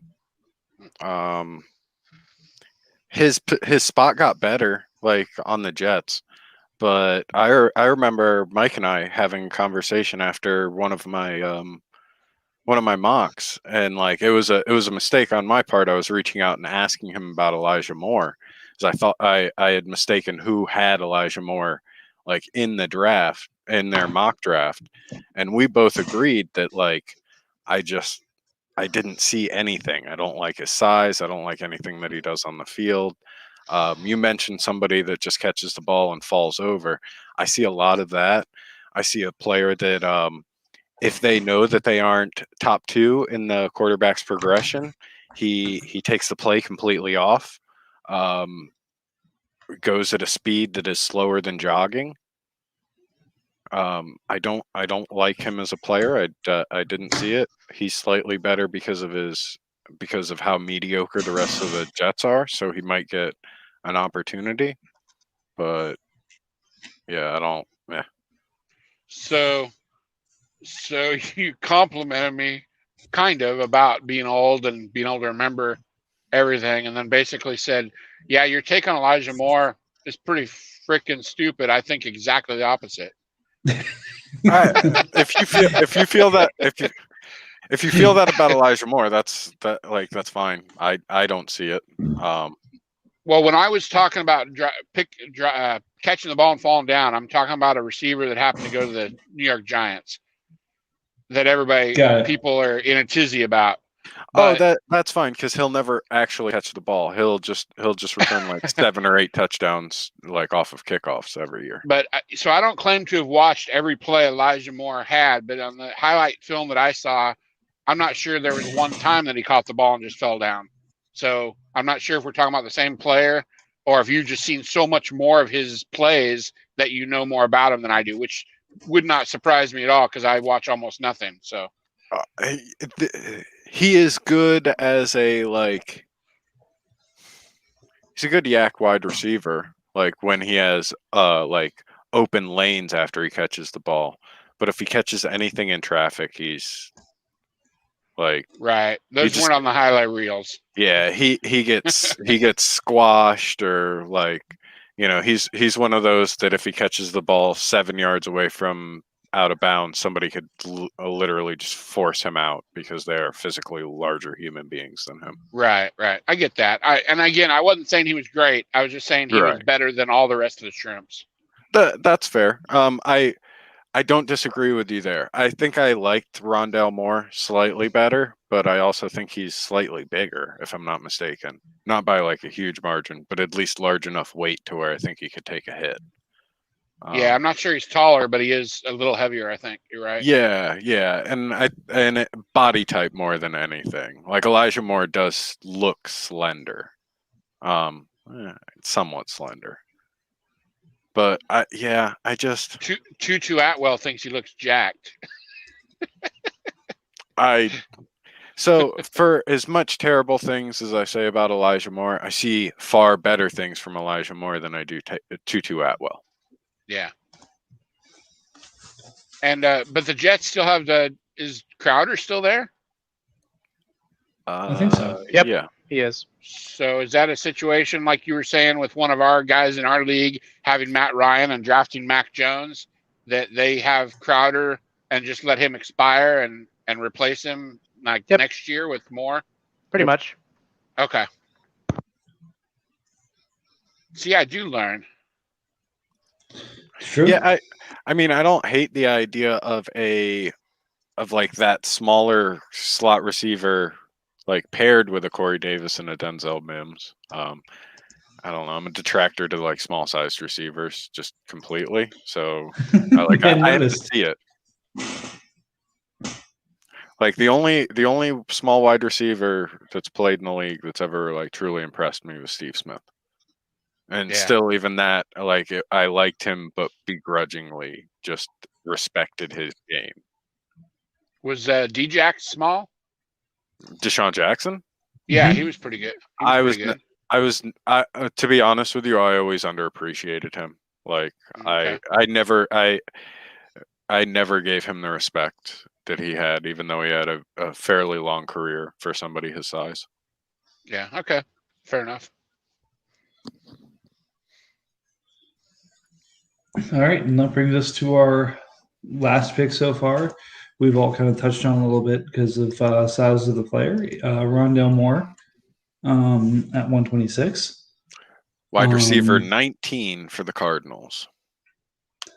Just there. this year's version of a small, fast guy they take in the second or third round. Wait, have they done this Annual before? tradition. Do what now? Have they done this before? It's a few times, actually, surprisingly enough. Imagine that. Yeah, I haven't even looked at their depth chart lately, so I don't even know how many of those guys are still there. But they had what, Keyshawn and that kid from UMass. Ouch. And so it is AJ Green, DeAndre Hopkins, Andy Isabella, Christian Kirk, Keyshawn Johnson, AJ Richardson, Rondale Moore, and then a whole bunch of like irrelevant players other than that. So AJ Richardson's relevant? I guess. I don't even know who that is. I've never heard of him. He's been a practice squad guy for 2 years in Arizona. Oh wow. You want an irrelevant name? JoJo Ward. You know, I was debating on saying that. JoJo Ward is irrelevant. Irrelevant in the NFL. Conveniently, also another 5'9", 170-something pound wide receiver. That's all they have, dude. What's going on with Christian Kirk? I thought he's shown flashes. What are they doing? They keep signing. They keep signing older players and disrespecting him so that he can only show flashes and not take over games. Yep. And has Larry Fitz decided, or is he going to be pushed out, or what? He hasn't decided, and they are an organization that will bring him back as long as he would like. Yep. About 5 years ago, having Nuke, AJ Green, and Larry Fitz on the same team would have been pretty much unfair. Mm-hmm. But nowadays, it's not a big deal. To be honest with you, just having anybody that can competently throw the football and DeAndre Hopkins is unfair. Like he's just a terrifying wide receiver. Yeah. So when he gets traded to a team that has a competent quarterback, he'd be more dangerous. I think Kyler has an outside shot at winning MVP this year with that type of an offense. Yeah. If by outside you mean like 1%, I agree. I'd say like it's gonna suck when they're 10-7. Right. Have you noticed that Kyler, when he runs, like he'll go through a couple reads or whatever and decide he's going to run, and he gets to the sideline and he'll fake like he's going out of bounds, and then he takes like an extra 2 or 3 steps down the sideline. He does it every time. And guys I've listened to said if he does that, if he keeps doing it, he's going to get lit up. Yep. Mm-hmm. And if he gets lit up, I'm sorry, he might not survive it. So I was never like a big fan of Kyler Murray coming out, but I think I've seen enough to where he hasn't convinced me that he's like this exceptional player, but he convinced me that he has enough in his toolbox to not die in the NFL and complete passes that he has no business completing. I think the biggest issue for him now is he has all of these fucking short wide receivers, and he has to find literal vision lanes through like the O-line and the D-line to see the motherfuckers. That's what I'm saying. He has enough in his toolbox to actually do that. Like he's one of those few like short quarterbacks that is actually like capable of like finding those things in a timely manner and not getting crushed by a guy that's 7 inches taller than him. He's so blessed DeForest Buckner got traded out of the fucking division. I tell you, I was excited when Cliff Kingsbury came to town and they drafted Kyler Murray. I bought in, man. I got really excited, and I was so excited to see it. And then I watched him play one time. I don't get to watch many games, but I actually watched Kyler one time, and to me, everything looked frantic. It looked like they were down 40 points constantly, and I don't know. I wasn't impressed at all. So that's a mix of him being like, he has to look frantic. He's going to look frantic because he's having to actually find vision lanes like through his linemen so that he can see downfield. So he's going to have to constantly be moving and dipping and dodging and trying to find spots that he can see down the field, which is then exacerbated by the fact that he's playing in a Cliff Kingsbury offense, because that is such a it's just air raid, and it's air raid on air raid on air raid, and I continue to think it's never going to succeed in the NFL, especially under Cliff, because Cliff's an idiot.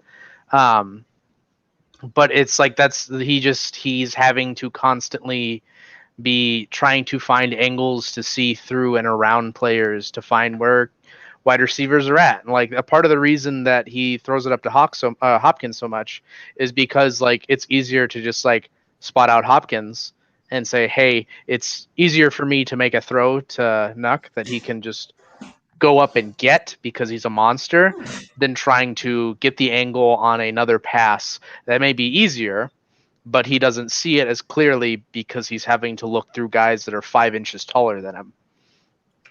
And weigh about twice as much. I love that take.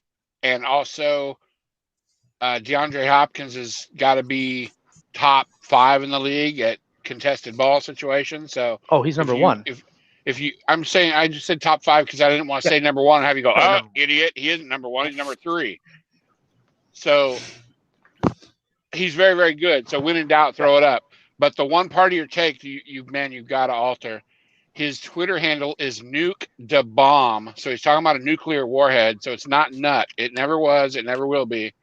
Wipe that from your vocabulary. Nuke. Okay, I will correct that. But thanks, Cliff. So thanks for schooling me on Cliff's offense. Yeah, I didn't realize that Kyler's height was such a detriment, but it makes sense. Oh, it makes life really hard at QB. Detriment and a slight advantage to a running, like a preferred running quarterback. Yeah, they can't see him. So as he's like frantically like trying to bounce back and forth, trying to find a running lane, your like pass rushers are always in that situation. Like, is he taking off or is he just trying to find another lane of vision? So like they're never just forward pushing towards him. They're always trying to like sway or like follow. Yeah, he's impossible to just pin your ears back and go at. Right. Yeah, it makes sense. Like there are a few guys, and he happens to be in the division that has them on every team that can just pin their ears back and just go at the dude. Like on like first and second down when we're playing them, it's always painful watching the D-line have to play like this. We can't just go after the quarterback. We have to systematically collapse this pocket in as a C to force him into like a trap so that he either has to run backwards to get out or he has to try and run forward and run through Fred Warner. And so like he is like, as a 49ers fan, we have seen enough between Kyler Murray and Russell Wilson that like those smaller, more athletic scramble type quarterbacks that can get out and just like take off are problematic, and they get even worse when they're small like that, like RJ said. Yeah, Kyler's not as good of a pure runner as Lamar Jackson, but one thing I'll give Kyler is he can cut on a dime. I think he's more elusive than L-Jax in that respect. I just think you could send a guy heading for him, and I feel like Kyler could dodge the guy better than L-Jax, but L-Jax might just stiff arm him and keep going. Yeah, he has to be. It's like if you put a physically capable child on an NFL field and ask grown men to try to tackle him, and they have to squat down, and they can't. It's just physically awkward for them. When you're a 6'4" 6'2", 6'3", 6'4" linebacker that weighs 260 something pounds, and you're trying to tackle a guy that's 5'11" and weighs 210 soaking wet, that can just like hit one foot and take off in another direction, and you've got an additional 40 to 50 pounds on you that's carrying you in the direction you were running, you're going to be juking a lot of people. Right. When the week after that you're preparing for a 6'5" white guy that has literal no mobility. Like, it's just he makes things awkward. Yeah. That How NFC fun would that be? Mess. How fun would that be to be a defensive player in the NFL and just week after week facing so many different forms of offenses? It's a nightmare. That's why they find those other physical freaks. Yep. So it's not as hard for them. Right, like Quiddy Pay. Mm-hmm. That's why like real life NFL, like a ridiculous pass rusher, especially a defensive tackle like an Aaron Donald, is so like super valuable, or like a legitimate shutdown corner is just like Jalen Ramsey is probably the most important player in the NFL, like for his team. Like he's just. But obviously he's not for fantasy, and he's not a Patrick Mahomes style player, but just like everything that he does to help shut down the various types of offensive threats in the league, like that, he's ridiculously valuable. Well, right. That's a great point about Jalen Ramsey and shutdown corners in general, is basically if nobody throws at them, they don't score any points. I think Deion Sanders kind of ruined that for all these corners, because he used to be a shutdown corner, and then people just keep challenging him, just like kicking the ball to Devin Hester, for example. It's just a bad idea. Deion would feign like he was too far away, and then he'd catch up and he'd pick it and he'd take it to the house. And so at some point, teams just decided, okay, if they got a shutdown corner, we just won't throw it that way. Yeah. Well, like even Ramsey, like it goes even further than that, because like he's bigger, or at least more physical than most of the other corners. So there's going to be like 80% of the time he's going to lock down your number one wide receiver. And then on the blatantly obvious ones where you're not going to go on the outside, he's going to shift inside and cover your tight end and shut him down for those important plays. And then he's also going to be a threat like on a run block, like on the run when it's like an obvious run play, or he's going to shut your quarterback down on an RPO, because it's going to be the one play that he blitzes every game. Yeah. Same thing like Derwin James, but does it from a different position on the field. Like they just provide so many opportunities to lock the important players out of the game. All right, so we have another question coming from chat here. We are through the draft picks, waiting for the Ravens to make their pick. Question for the panel: does Keanu Neal gain value being moved to linebacker from safety? I mean, he puts up more points. Yes, something. I don't think his role changes, like on the actual team. Let me see here. So Keanu Neal is playing for Dallas. If he moved to linebacker in Dallas, yes, it would be a bad thing for him, because the linebacker is now a massive problem in terms of depth. So he's going to play safety for Dallas and put up numbers from a safety position. If it's more of a general question of if a player like Keanu Neal moved from safety to linebacker and played there, then I think that's a different conversation. Are we asking, is the team change the thing? Is it the perceived position change, or do we actually think his position is going to change in a real life like role that he plays? I don't think it's either. I think it's using the example of a player like Keanu Neal, shifting to a linebacker role rather than a safety role. And again, I don't think that's the right example. I mean, so I think a few years ago that probably would have been a bad thing because like the top tier safeties, like the ones that just accumulate tackles, were very important. I think there's more of them now, but I also think the depth of safety and linebacker has grown, while the top tier has their averages has diminished slightly. I could be wrong, like if their averages have. Like I feel like I just feel like they've not necessarily become less important positions. There's just a wide array of players available at those positions that put up points. All right. 3.5 hours, guys. We've done it. That sounds We're good. through all of the picks that have been made. There'll be more picks made, maybe tonight, maybe tomorrow. Who knows? But when we come back on, we'll talk about those too. Mm-hmm. Chris, thank you for joining us. It's been much appreciated, and you've been a wonderful guest. Yeah, thanks for having me on. It was great to join you guys for once in a blue moon. Probably won't happen often, but it was definitely fun. We'll have to have you back on when it makes sense. Yeah, and thanks for all the info. You guys are, especially, I know you didn't get to talk a whole lot, Mike, and maybe that's actually a good change for you. Maybe you don't like talking so much, but Matt and RJ, man, you guys are stocked with info, and I love all the info and really appreciate the insights. Yeah, no problem. We try our best. It's definitely for the best that I don't talk as much. If anybody has any questions and needs a long-winded answer, I can give it to them. Sounds good. All right. Well, thank you all for joining us. I hope you found this informative, entertaining, and just flat out fun.